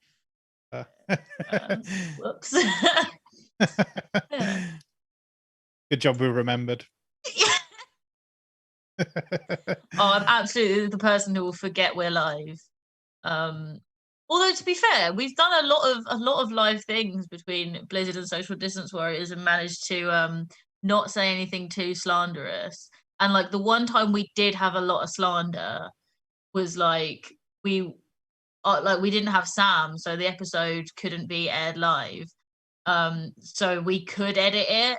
And I'm fucking surprised we managed to get a full length episode out of that, because we talked a lot of shit about people we're not allowed to talk about. What would we not be allowed to talk about? So one of the guests used to be a lawyer and had dealt with a case for a quite high profile politician. Okay. And used to talk about it in his stand-up set until he got asked not to by the politician's new lawyers.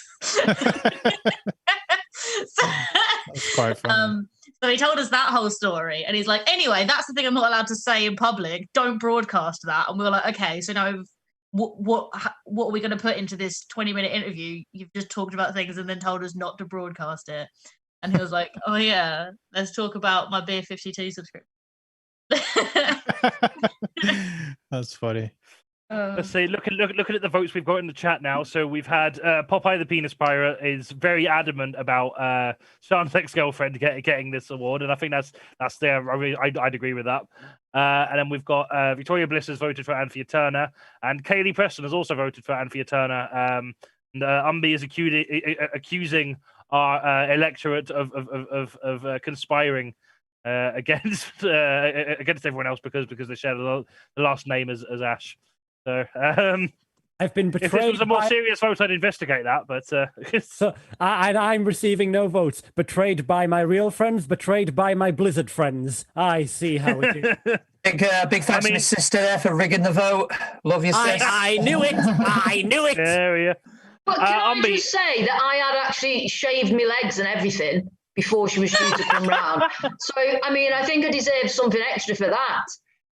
I mean, I will be honest. At the minute, Sian is still in the lead with the points I assigned and the votes. So, you probably don't have to worry too much about it. And Umby, you are currently in second place, quite a bit ahead of Ash. So, you also don't need to worry. And Bobby has just voted for Sian as well. So, I mean, I'd have voted for Sian.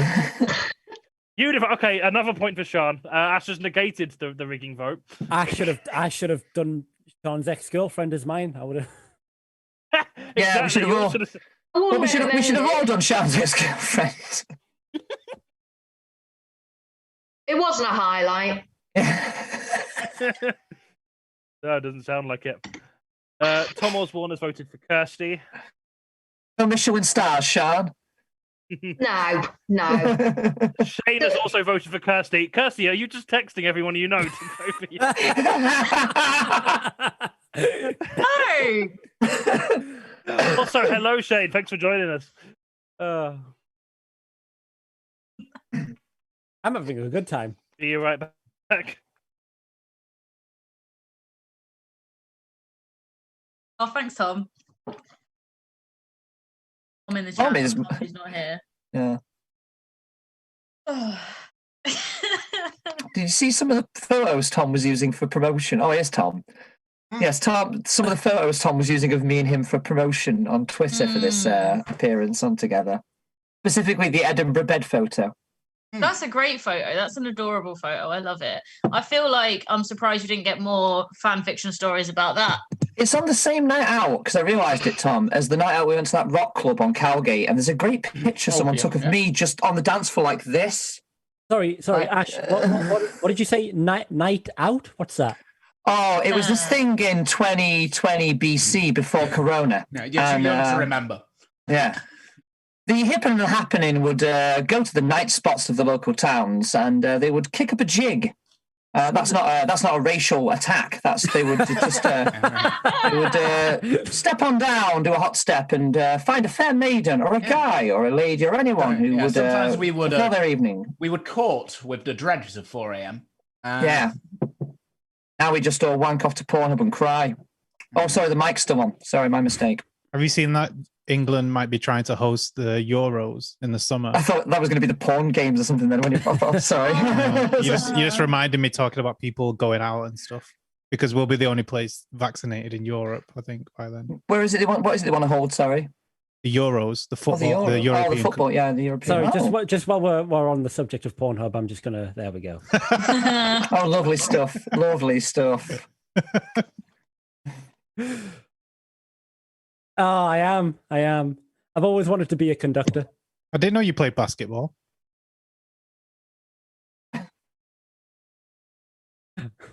Nope.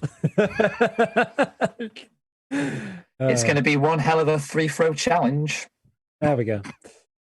Is that the scene? Is that the sofa before the porn scene starts on it, or what's that in the background behind you? Or is the green screen? Right. Only real G's know. Jeez. I want to see what's next. I'm gonna make you a star, baby.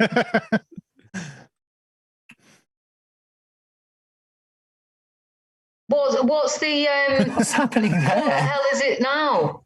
Umby, you need to speak so we can see you. That looks like Tiffany from Saved by the Bell, or Kelly Kapowski's found Zach in the bath. So this is one of the greatest preambles to a porn ever. The actual porn itself incredibly mediocre. This guy takes a bath and he looks up, and suddenly there's this woman just there dressed like a lifeguard. And he's like, "What are you doing?" And she's like, "I'm a lifeguard. I'm here to protect you at this beach in case you drown." And he, in the best voice ever, just says, "But this isn't a beach. This is a bathtub." I always admire anyone in porn who's like, I just want to add, like, just some nuance. Yeah. I don't know. I don't like porn that don't have a story. I want a narrative experience. Well, I had that big rant, didn't I, where I said they should do the Marvel thing at the end, where they should have a scene where the woman gets actually billed for the plumbing and the plumbing is fixed. Just because I like my stories to have an ending. Porn's the only genre where they just give you a plot and go, "Oh, we're not going to solve it. There's just going to be bombing." There's a very, okay, there's a very specific ending. There's a very clear. Yeah, I mean, I know. All this tells me is that you don't make it to the end of porn. I isn't on genuinely thought Umby was doing another guess the porn and didn't realise they'd just gone back to their own background. And I was like, what's this nerdy one you've got on? You can find out on my OnlyFans.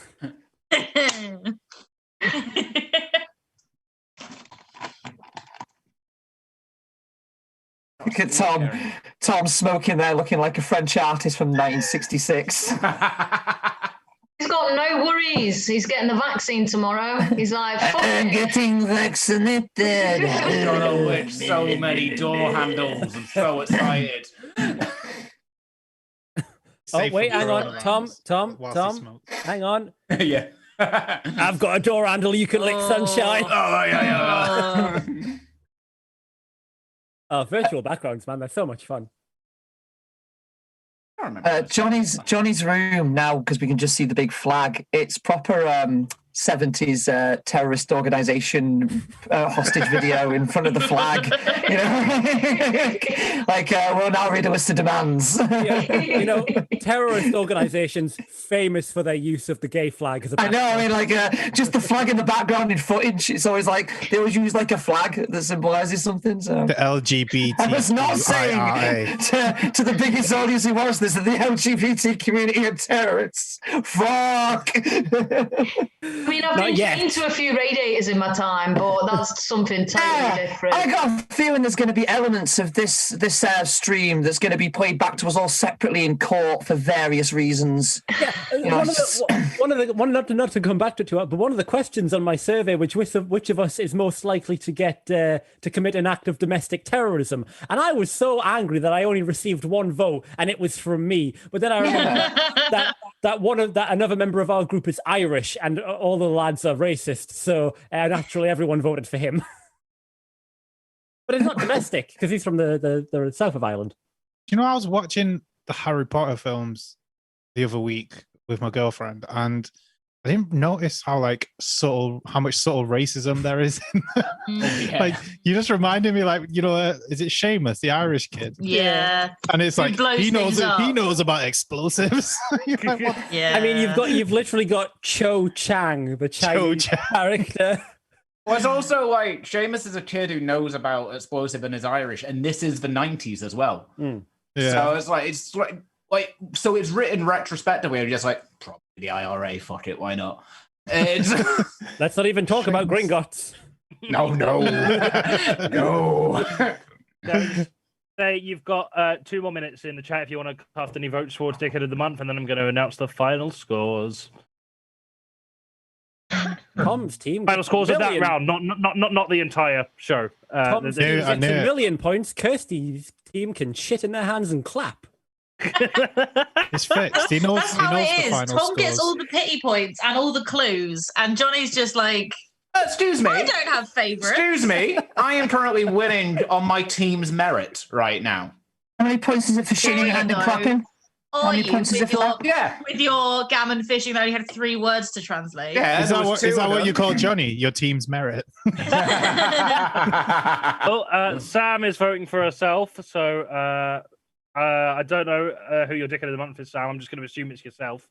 So Sam has 1 point. That's gonna. I'm just saying, I don't think it's a coincidence that the team that's winning is the team with the 2 straight white men on it. I'm not straight. And I'm Did not. you just call me fucking straight?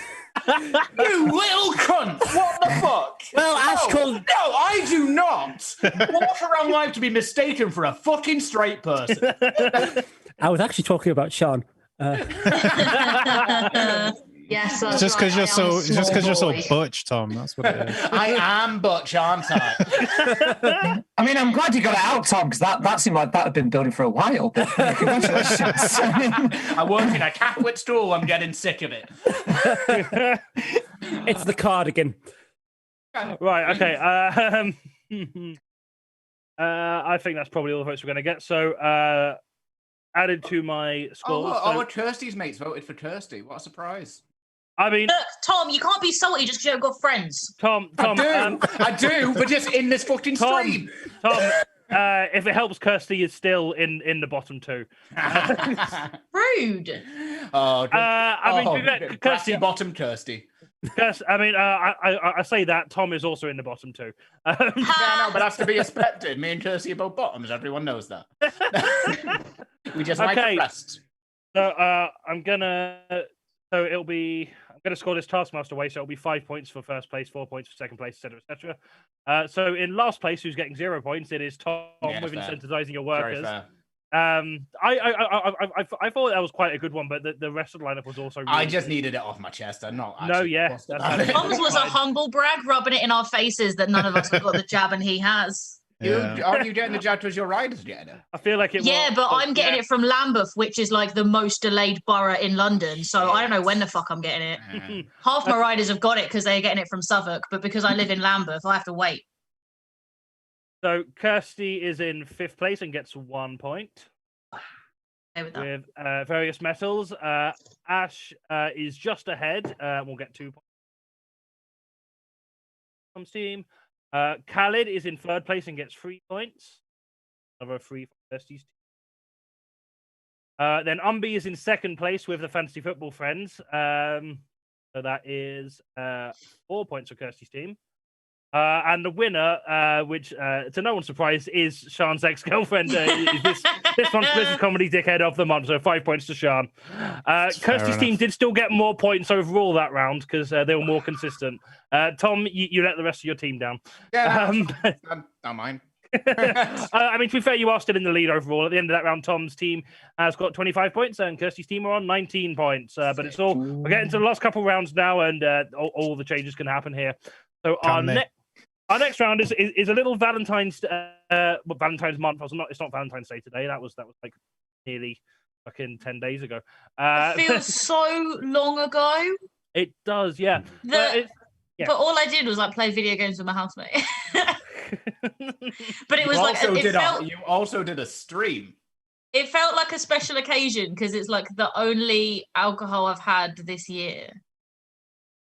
I cannot relate to that. Okay, so we've got next round is a special Valentine's edition of the Great Debate. We're going to be doing Agony Aunt. So each of our panelists is going to be assigned a different character, and we're going to be posing them some questions from some romantically struggling Yahoo Answer posters. So I'm quite looking forward to see how this is going to go. So we've got Kirstie, who is playing Jackie Weaver from that Paris Zoom call that I've forgotten the name of now. Thom is going to be playing our beloved Labour leader, Keir Starmer. Not the way I'm playing. Umby is being typecast as the non-binary panelist, is playing a robot. Yes, the third gender. Sian is playing Dolly Parton. Khalid is playing Bruce Castor, Trump's impeachment lawyer, and Ash is playing Paddy McGuinness, which he's really excited about. So I'm really excited to see how this is going to go. Okay, so we've got our first question here. Does chocolate make you horny? Okay, so it's interesting relationship question. Let's start with Kirstie. Does chocolate make you horny? Can you offer any wisdom to this person? I don't see how that's relevant to the Handforth Parish Council, and I don't feel like we should be wasting any time. Can we just move on? I will mute anyone who doesn't shut up. But lovely, love it. Okay, Thom, does chocolate make you horny? I mean, a little bit, but not as horny as I get when I reduce the power of the National Executive Committee so that my old boss's mates don't have as much say. Love it. Yeah, I actually have for once. I've done research. I would be interested to know if the asker of this question was asking specifically because they're looking for a way to make them horny, or they're just horny all the time and are trying to blame it on chocolate. I don't know. It'd be interesting. Umby, does chocolate make you horny? I'm doing a costume change as well. You're still doing costume change? That's fine. No, I'm ready. I'm ready. I'm just. You ready? Okay. There we go. Chocolate make you horny, Mars Rover? Not as horny as digging on Mars. Say digging or dicking on Mars. Yes. Is the dick on Mars? Love it. Just let you know, by the way, I'm going to be directing these questions to you, but if you have anything you want to add, please do feel free to do that. Feel like that's absolutely fine. Okay, Sian, Dolly Parton, what does chocolate make you horny? Of course. Oh, fuck it. It's like she was in the Zoom. I love Dolly Parton. Okay, and Bruce Castor, does chocolate make you horny? I mean, you have to ask, what is chocolate? What is horny? Where is horny? Why is chocolate? All these questions. And why would AOC do this?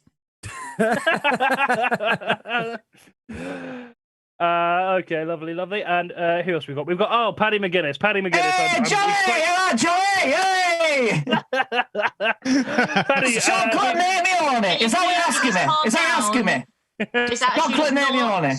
conducive to a productive discussion. Can you please just answer the question so we can get on with some proper work, please? Does chocolate made me on it? Simple answer, of course does. My favourite chocolate, double decker, because you can have fun on the bottom and on the top. Do you get that? On the bottom and on the top. Do you get that? You can have fun on the bottom and on the top. I'll explain it one more time. You can have fun on the bottom and on the top. You don't. Point, thank you. She's talking. Tell Jackie to shut up. She's talking on the top, and on the bottom. Please, because we need to get on. We've got important work to do. Right? It's about sex. Really it's about important. sex. We've got some important parish council work to do. Can we please calm him down? Beep, boop, Put him beep, in the waiting boop. room. He's clearly not here to have a constructive conversation.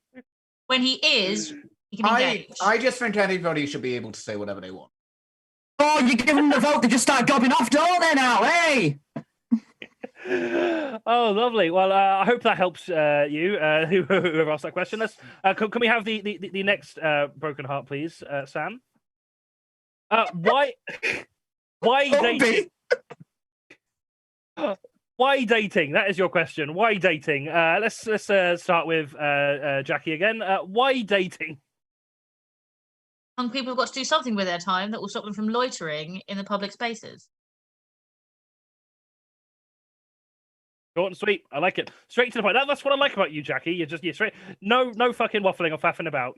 Thank you. I don't see the point in wasting any time. Like I said, we've got important things to do. Parish council meeting. People's lives are at stake here.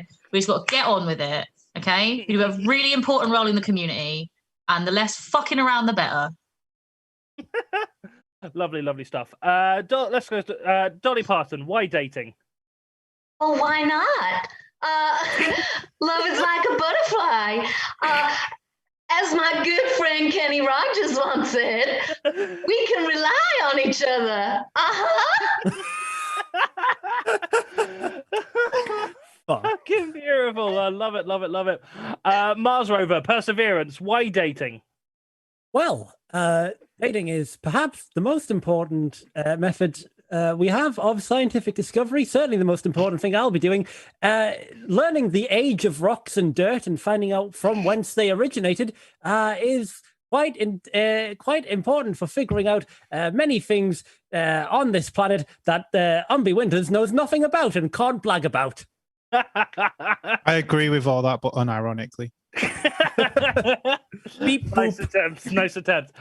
Bruce Castor, why dating? There was no date. There were no Russian sex workers, and there was no pee. So I don't know what you're talking about. Unfortunately, the asker of the question is not here to respond in real time, but we will send you a follow-up email once we get a response to that. Thank you. Paddy McInnes, why dating? Why date where we can just get down to it, Johnny? Hey! Stick that in your parish council. Dink dank do something else, Northern. Oh! Something else, Norman. And Keir Starmer, why dating? I don't feel comfortable answering this question until Boris Johnson has said his piece, and I know whether or not I agree with it. Lovely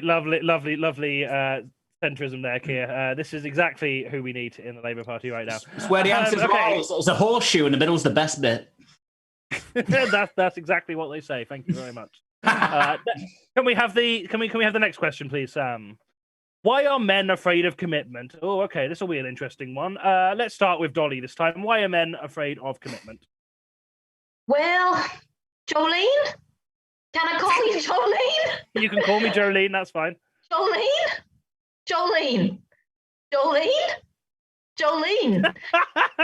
I'm begging you. Please don't take my man. And that's why men are afraid of commitment. Because of that bitch Jolene. Because of Jolene. It's all Jolene's fault. That's what we need to... I'm so happy I'm on this show tonight for this. Okay. This is what it's come, Sean. This is what it's come to, Sean. This is what it's come to. I heard that Jolene still had your paint stick. Go on, write a breakup song about that. Go on. Oh, I'd love to hear that. But we'll come back to paint my walls. No, go ahead. That's fine. Perseverance, Mars Rover. Why are men afraid of commitment, in your knowledge? Well, I wanted to find out the answer to this myself, so I travelled all the way to Mars, where, of course, men are from. But it would appear they've all buggered off. I guess they were lovely little joke. They heard that I was coming, and their fear of commitment is so strong that they have vanished completely and entirely. So unfortunately, I am not able to answer this question. Also, in 20 years, is what I'm doing right now going to be considered the robot equivalent of blackface? I feel like it might be. We will apologise for that at the time. But for now, let's. Bold of you to assume we survived that one. Oh God, yeah. Let's move on to Bruce now. Bruce, why are men afraid of commitment? I mean, men are afraid of commitment because you commit to something and then you just never know when some Marxists are going to try and impeach you out of it. So why commit? Marxist impeaching out of commitment. Yeah, that's a good point. I can't actually argue with that because it's hard to argue with such a statement. I'll give you that. Fair enough, Bruce. You're right. Trump is innocent. We must maybe the Democrats were the real. And we have to ask the question. We have to ask these questions. Why do Black Lives Matter? Oh, I have to give you bonus points for that, or I'll come across as racist. As a lawyer, why? I'm here to ask questions. Oh, fuck. Okay, let's well, nice food for thought. We'll come back to that in a bit. But Ash, Paddy, why are men afraid of commitment? I'm afraid of commitment because last year my ex dressed up as it for Halloween. Hey! See what I did there? I did an old school joke, but I also had a thing in there called allegory, which makes it more thinkful and deep and meaningful. I am removing all of your points for that joke. Not for being in character, my fucking sorry. Yeah. No, fair point. In character as Paddy, you get away with that.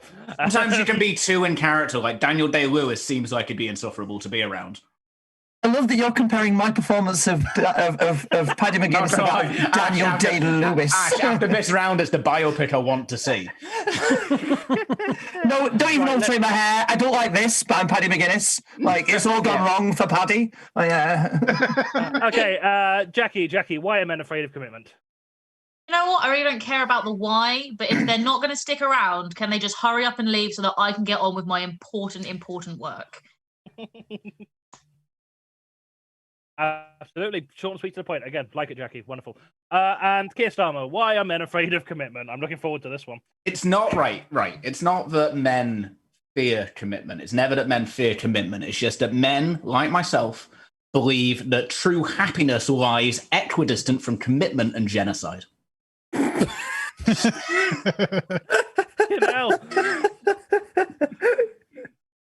Thom really has to work for his jokes, and I just get to do northern voice. Like, I'm getting the easiest gags here, and like Tom's putting craftsmanship into it. I'm just like, hey! Wonderful. Okay, well, thank you. No, I appreciate it. Can we have the next question, please, Sam? I'm in love with my friend. How can I tell her this? Oh, very good question. Very good question. Let's start with Jackie. How would you tell your friend if you were in love with them? You've literally just said it. I'm in love with my friend. There you go. Done. The words are out. Get on with it and go. Fucking hell. Don't waste people's time. Just do it. Let us get on with the council meeting. I know a lot of our audience definitely needed to hear that. Thanks. Let's Keir Starmer. I'm in love with my friend. How can I tell her this? What would your advice be? Very simple. All you need to do is just agree with everything she says and refuse to hold her mates accountable for their actions. Good. Solid advice. Thank you very much. Bruce, how would you advise this person to confide their feelings to their friend? Why? Why would you tell her how you feel when you could just grab her by the pussy?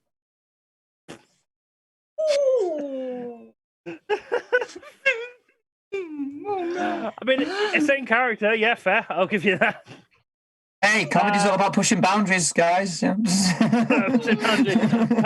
you would know Paddy McGuinness. I also realised, like, I dropped the Paddy McGuinness item from my monologue, so his inclusion in this news quiz makes very little sense. So it just looks like Ash is just Paddy McGuinness for no reason. Oh, but I prefer it that way because I don't know why Paddy McGuinness is in the news. This is how I want to feel. I don't want to think about him other than Ash Preston's Paddy McGuinness. So let's keep it that way. Wonderful. Paddy McGuinness, what would you advise this person? In the morning, via a text, in a taxi. I was so sure you were going to just be like, you put the light on. Yeah, lighty likey. Yeah, we all know how that works. Oh, I felt sick saying that. Perseverance. What do you have any experience in this area? What would you advise this person to do to communicate their feelings to their friend? Well, if you would like a romantic gesture, what I can do is I can spell out her name. I am in love with you on the surface of Mars. And then in 50 years, when humanity comes to Mars to colonize it and drain it of any resources they've managed to find, an act that I am complicit in and have to live with, maybe she will step out of her Mars home and see it written in the soil. And then she will know. By that point, your measly meat forms will be at the end of their lifespan, so you won't have much time to enjoy yourself. But isn't it the thought that counts? No, I'm a robot. I don't know. I promise, by the way, I'm not sponsored by Apple. You are, however, sponsored by GorillaPod. I am sponsored by GorillaPod, whatever that is. Just saw Keir rolling a cigarette there. Very man of the people. Well, I only have rollies because that's kind of like not as much cancer, but it's still not clean living. It's right in the middle. It's kind of like how he thinks that midfield is the best position and it will never be better. You know. Oh, wonderful! That is definitely not a joke for a Blizzard audience. Dolly, we've not heard from you on this subject yet. How would you tell your friend that you were in love with her?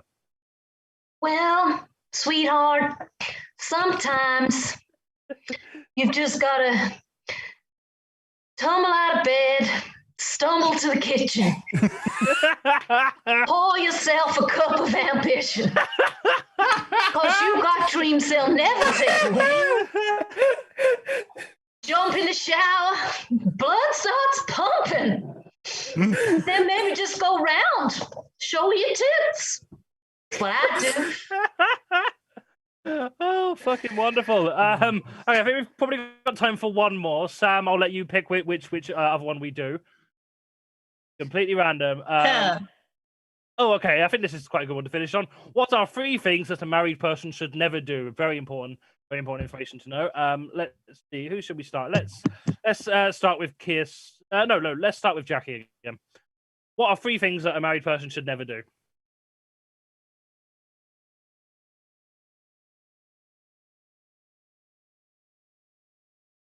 Jackie. Oh. She was doing something in Come on, character. Jackie, hurry up. We've got important business to be getting on with. Never go to bed angry. Never forget their birthday. And never question my authority. Like it. Very, very good advice. Kirstie, what are 3 things that a married person should never do? They should never vote Tory. They should never vote Lib Dem. And they should never vote Labour. Beautiful, solid advice. Bruce Castor, what are 3 things that a married person should never do? They should never start a riot. They should never allow their spouse to run for president. And they should never... That's all I've got. But that's, yeah. Are you married, Bruce? What is married? What is a spouse?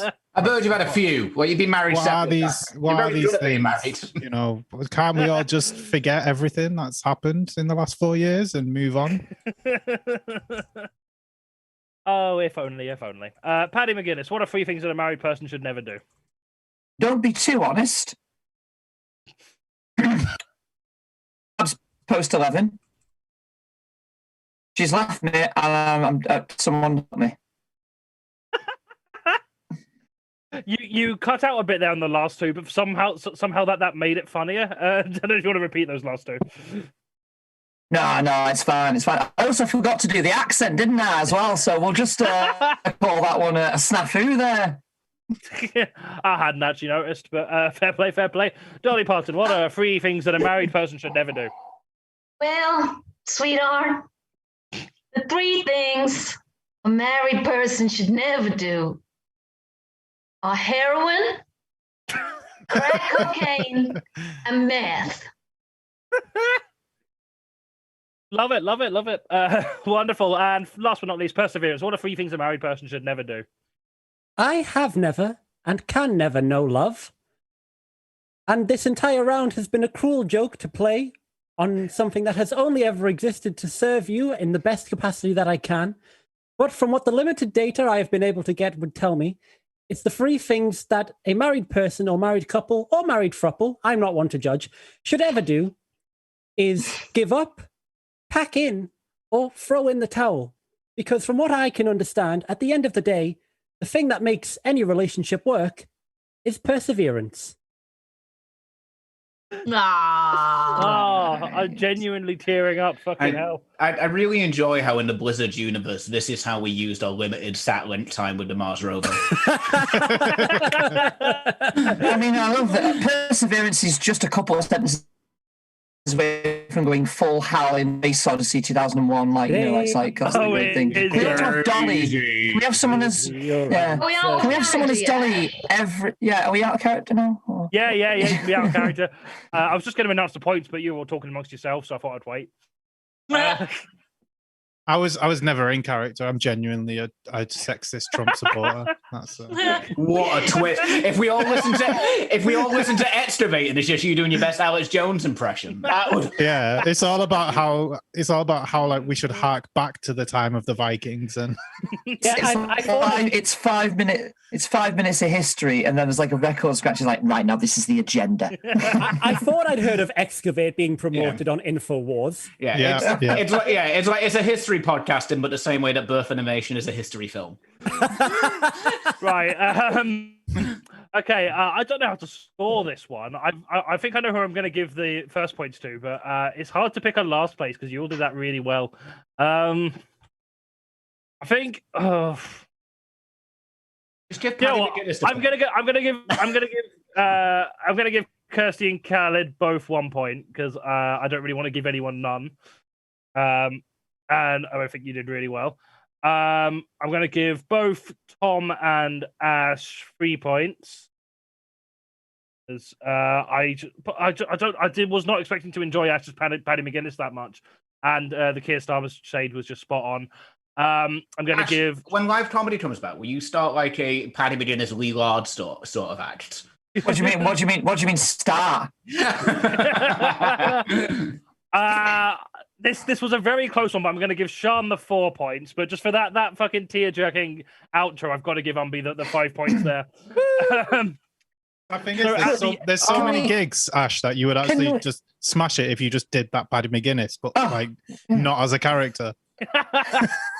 Can I not get some kind of bonus points for the costume? Because I was going to say. No one else. I was going to say, can we? Umby also had a costume, which is why both of you two were in first and second place. I was trying to say, Jonny, I didn't get bonus points for any of my costumes. Why has this been introduced now? No, Jonny, I mean, I'm going to say, I didn't know we were playing by Edinburgh rules where a tearjerker in the last 20 minutes gets you the bonus star. Also, Sean, you're vying for bonus points as if your team didn't get 10 points and my team got 7. I mean, you're speaking like I can fucking do maths. I don't know what you're expecting. I can't handle that quickly. Sean, I should clarify, your team is still in the lead by quite a long way, so I wouldn't worry about it. Okay. At the end of that round, Tom's team is on 35 points and Kirstie's team on 26 points. Cheated. No, in this last round, it's still doable. The last round you can still win it. Easily. Yeah, I basically just give points whenever I enjoy a gag, so there's potentially unlimited points in the round. Right. All right, hang on, just 1 second. Okay, huddle up, team. Kirstie, Khalid. Thank God my name doesn't start with a K, or that would be unfortunate. The winters of KKK. Yeah, right. I love you both. I've been carrying this fucking team the entire show. All right. So in this last round, up your game a little bit, yeah.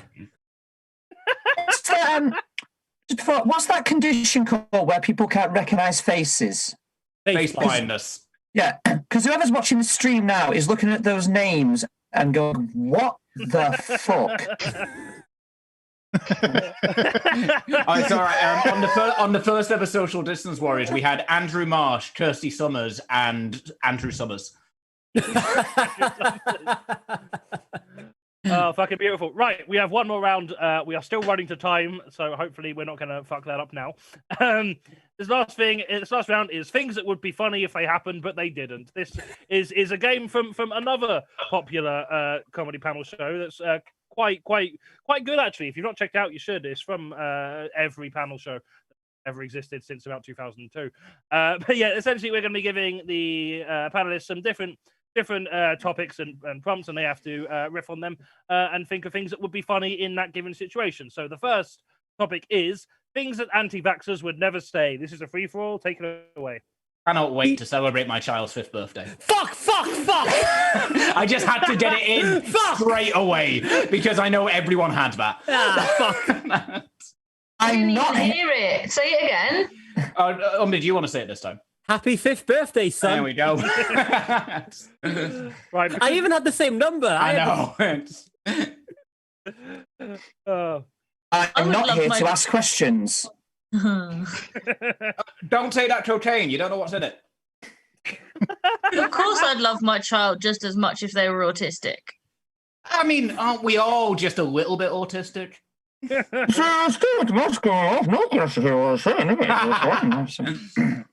Please join me in a toast to the man of the moment, my hero, Mr. Edward Jenner. Vaccines work because they expose kids to a teeny bit of the disease. Well, I expose kids to teeny bits all the time, and no one thanks me. I'm delighted to be here receiving my science-based degree. Do you reckon? Do you reckon all he actually does make is software?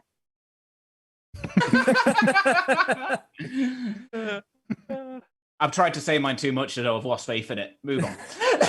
Come on, do it. Do a hands up system. So stupid. I hate it. It's anti-vaxxers. I thought this was the dog food protest group. Anti-vaxxers. I've heard Brighton shit. Any more on that? Oh, so move to the next one. Okay, unlikely. Go on. No. Go, okay. No. Fine. Unlikely messages in Jeff Bezos' retirement card. Another story I didn't cover in the monologue, so it's just completely out of nowhere. Thank you. You'll be missed. To a great boss. You are so valuable to society. I've enclosed a $5. Thank you for teaching me how to store my urine in 2-litre bottles. Sorry, we were unable to deliver this card to you. Please enjoy your Amazon gift voucher. This Hey, Jeff, thanks for all your support over the years. Sincerely, HMRC. Congratulations on getting your card. I apologise the packaging was the size of Jersey, but you found it. You're a great boss who's always stood head and shoulders above the rest. It's Jeff, funny because he's super please- rich. Dear Jeff, please stop asking me about Pornhub. All the best, Alexa. I can't wait to see what you do in your future endeavours. Yes. I'm terrified. Honestly, just seriously, I'm terrified of the retirement of Jeff Bezos. I'm terrified of it. I think he's going to take over the world.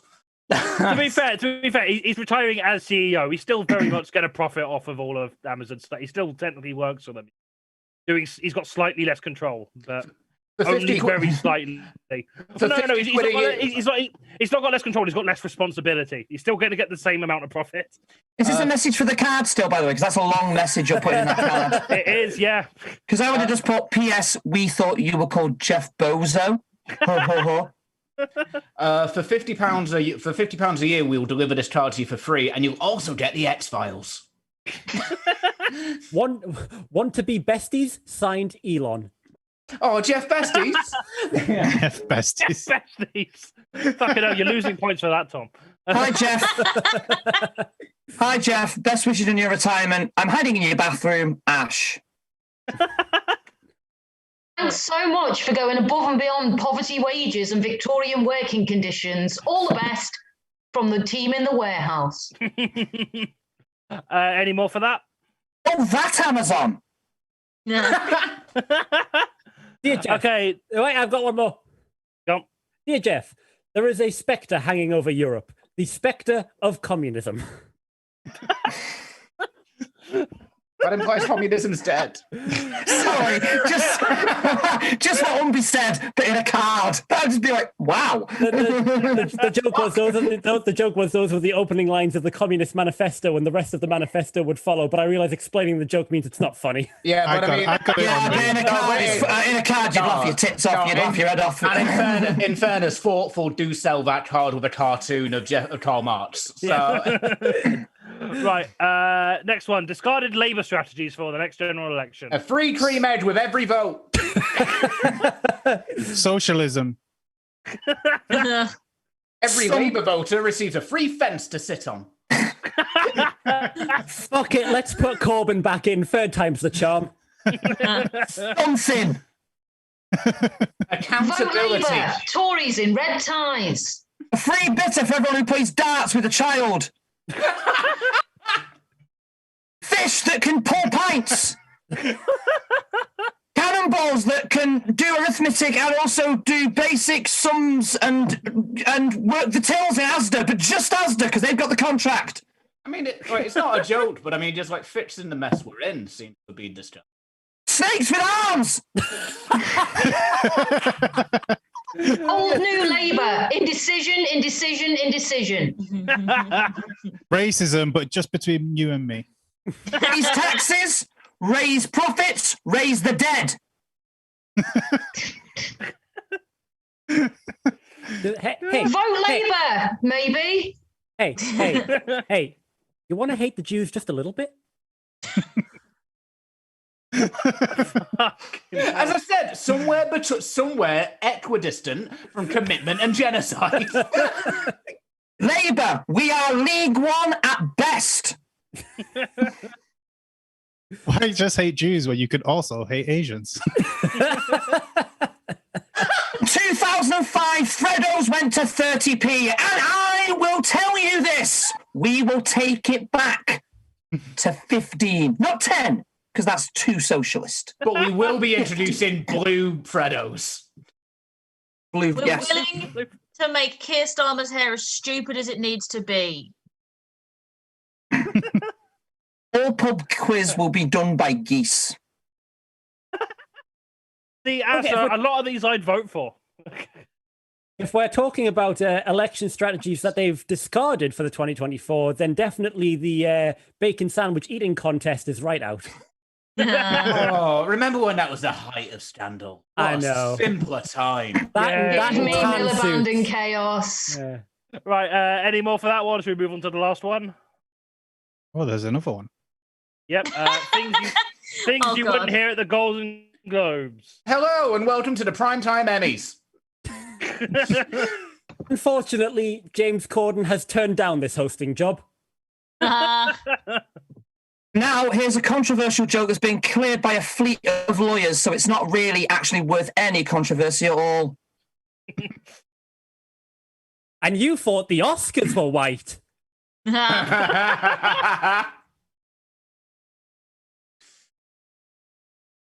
Is it Golden Globes for film or TV? Both. Oh, okay. International film, American TV. Oh, that's a terrible award. Oh, yeah, awful. You wouldn't hear any of this. They'd know what we're talking about. But Okay, any more on that one? Or should I announce the yeah. prize? I've got one more. I was just didn't want to hog the airwaves, but apparently no one has opinions on the Golden Globes apart from me. It's international film and American TV. Who cares? Yeah, that's a good point. This year we've introduced a category for Marvel TV shows because we might as bloody well. and if we all take a moment of silence for the obituary session, where we will be taking a moment's silence for every actor who has been cancelled this year. Ricky Gervais was funny, wasn't he? And now, some women. The nominations are... We are the People's Liberation Army. We have taken over the Golden Globes. Here are our list of demands. Oh, thank you. Actually, I think you'll find it's pronounced Emily in Paris, like Sean in Azerbaijan. Thank you. I can definitely fit this up my arse. Okay. I believe you'll find that the globe is not a globe. Umby. Oh, welcome to the Golden Flat Earth. Our next category is best queer representation by a blatantly cishet man. Also, disability by a blatantly not disabled man. Well, we don't get points for just. I know, I'm just You're angry someone about else's it. joke. I mean, I think you'll find that's what being in a double act is. Umby. If you can actually fit that up your ass, I'll give you the show. What, this or a Golden Globe? Because I only have 2 Golden Globes, and I don't want to get them dirty. So yeah, but the Taurus can's going to be much more value in about 20 years' time. So that's a good point. I looked. By the way, I looked up what the Golden Globes look like. Incidentally, they're ribbed for your pleasure. Nah. Right, last ones. What are Golden Globes like the testicles of the Oscar? I know, because the Oscar's a bit Ken doll, isn't it? Yeah, like maybe at one time they were the same award and there was some rivalry. And so they just took away the nuts. Are you saying what someone... happened to the Golden Dick? Are you saying Dick Awards? Are you saying someone spayed the Oscar? Hang on, Tom. I am all here for head canoning the Oscar statue as a trans woman. Yeah. Right, okay, at the end, I will not announce the scores yet. I just want to say thank you all so much for watching so far, and just to remind you that we all really do need money. So if you do have any spare of that lying around, I know that many of us don't, because the economy, like, everything's fucking terrible right now, and a lot of people are in tough financial positions. But if you can afford to drop us just a few quid, that would really help us a lot. And if you can't, please do just yell about us on social media, get more people interested in coming to these shows, because essentially the more people going to these, the more people who will donate. And I'm aware that, like, targeting a comedy show towards socialists who often don't have any money is probably not the most financially viable business model. But yeah, if anyone is able to, we would really appreciate that. And like I say, everything that goes in the PayPal will be split amongst the acts. And if you want to support us on a monthly basis, you can subscribe to our Patreon, which will get you discounts in the store, and a portion of that money every month goes towards the acts. I actually only come on here, Jonny, so that you can cancel me and I can make a fan base of lonely 19-year-olds. Catch Khalid Winter next week on trigonometry. Telling the truth. I'm on here to get cancelled so I can tell the truth. I want to be disenfranchised so people will finally listen to me. Speaking truth, just not to power. Okay, so at the end of the show, Kirstie's team are on 55 points and Thom's team win with 61. What? Yeah. How? I mean, amazing. Because I'm on your fucking team, son. That is true. Thank you, Charlie. Dolly and Paddy would won that. Kirstie's team did win that round, but not quite enough to pinch the lead. I'm afraid. Doesn't matter, does it? Doesn't matter who won. Who won, Umby? Who won? I mean, we all won. Like I say, Umby. If you fit, I was going to say nobody won. Umby, if you can send me video evidence of you putting a Golden Globe up your ass, I will retroactively give Kirstie's team the victory. Once again, Jonny. You are going to get cancelled propositioning guests like that live on air. Jonny, yeah, but at the same time, content. Jonny, once again, OnlyFans. I look forward to seeing Jonny on trigonometry. And of course, amazing. That was so good. And of course, Jonny Collins on Comedy Unleashed. Of course, Ash, the answer to your question, who are the real winners here? Why, it's the Tories, who have only gone up in the rankings and in the ratings and have only gained more support in the past 2 hours. Absolutely. Well, happy ending we all wanted, isn't it? Like I wasn't sad enough already without learning that. Wow. Wonderful. So thank you to everyone who has watched this, and special thanks to all of our patrons who have been supporting us throughout this pandemic and before. That really just means a lot to us. It's the reason we've been able to keep going, and the more of you that do that, the more exciting things we'll be able to put on for you. We will be migrating these shows over to Twitch from April, so the next one will be broadcast to YouTube. But after that, they're all going to be on Twitch. So please do follow us on Twitch it's just Blizzard Comedy, one word, on Twitch. Please go and do that. We will still be uploading the shows to YouTube when they've been broadcast. But if you want to watch them live, you're going to need to be following us on Twitch to do that. Also we can keep some on social media, Facebook, Twitter, Instagram. And you can also join our Discord, which will be put in the chat any minute. And also you can buy merch on Big Cartel, so please do follow us on all those platforms. And you're already watching us on YouTube, so if you're not subscribed, please do that. We do put some things on here occasionally. Are we moving to the Discord after? Yeah, that's what I was going to say. We will. Some of us will be hanging out in the Discord chat after this for a little. I'd say after party. That's really glamorizing what it's going to be. We're going to be chatting in the Discord for a bit if you want to come. You guys talk to us, and Audiacs check the phones that they've missed for the last 2 hours. Exactly.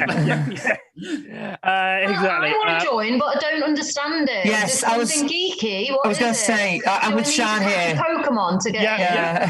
Older people. What's this Discord thing? Okay, Ash and Sean, there's a link in the Zoom chat. If you click that, it should take you to where you need to go.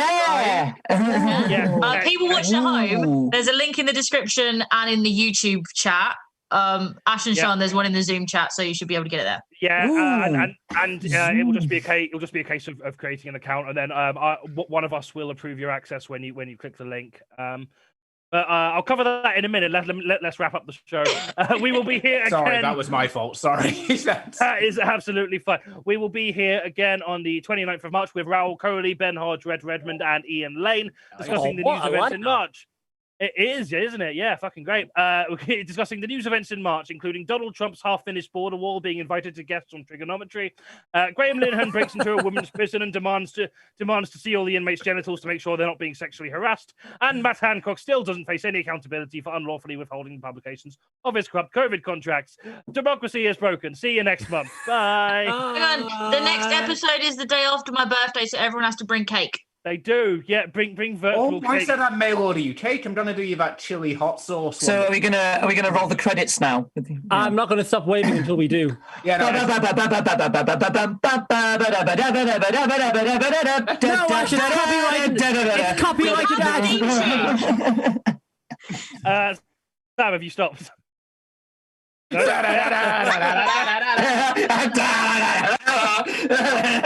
Someone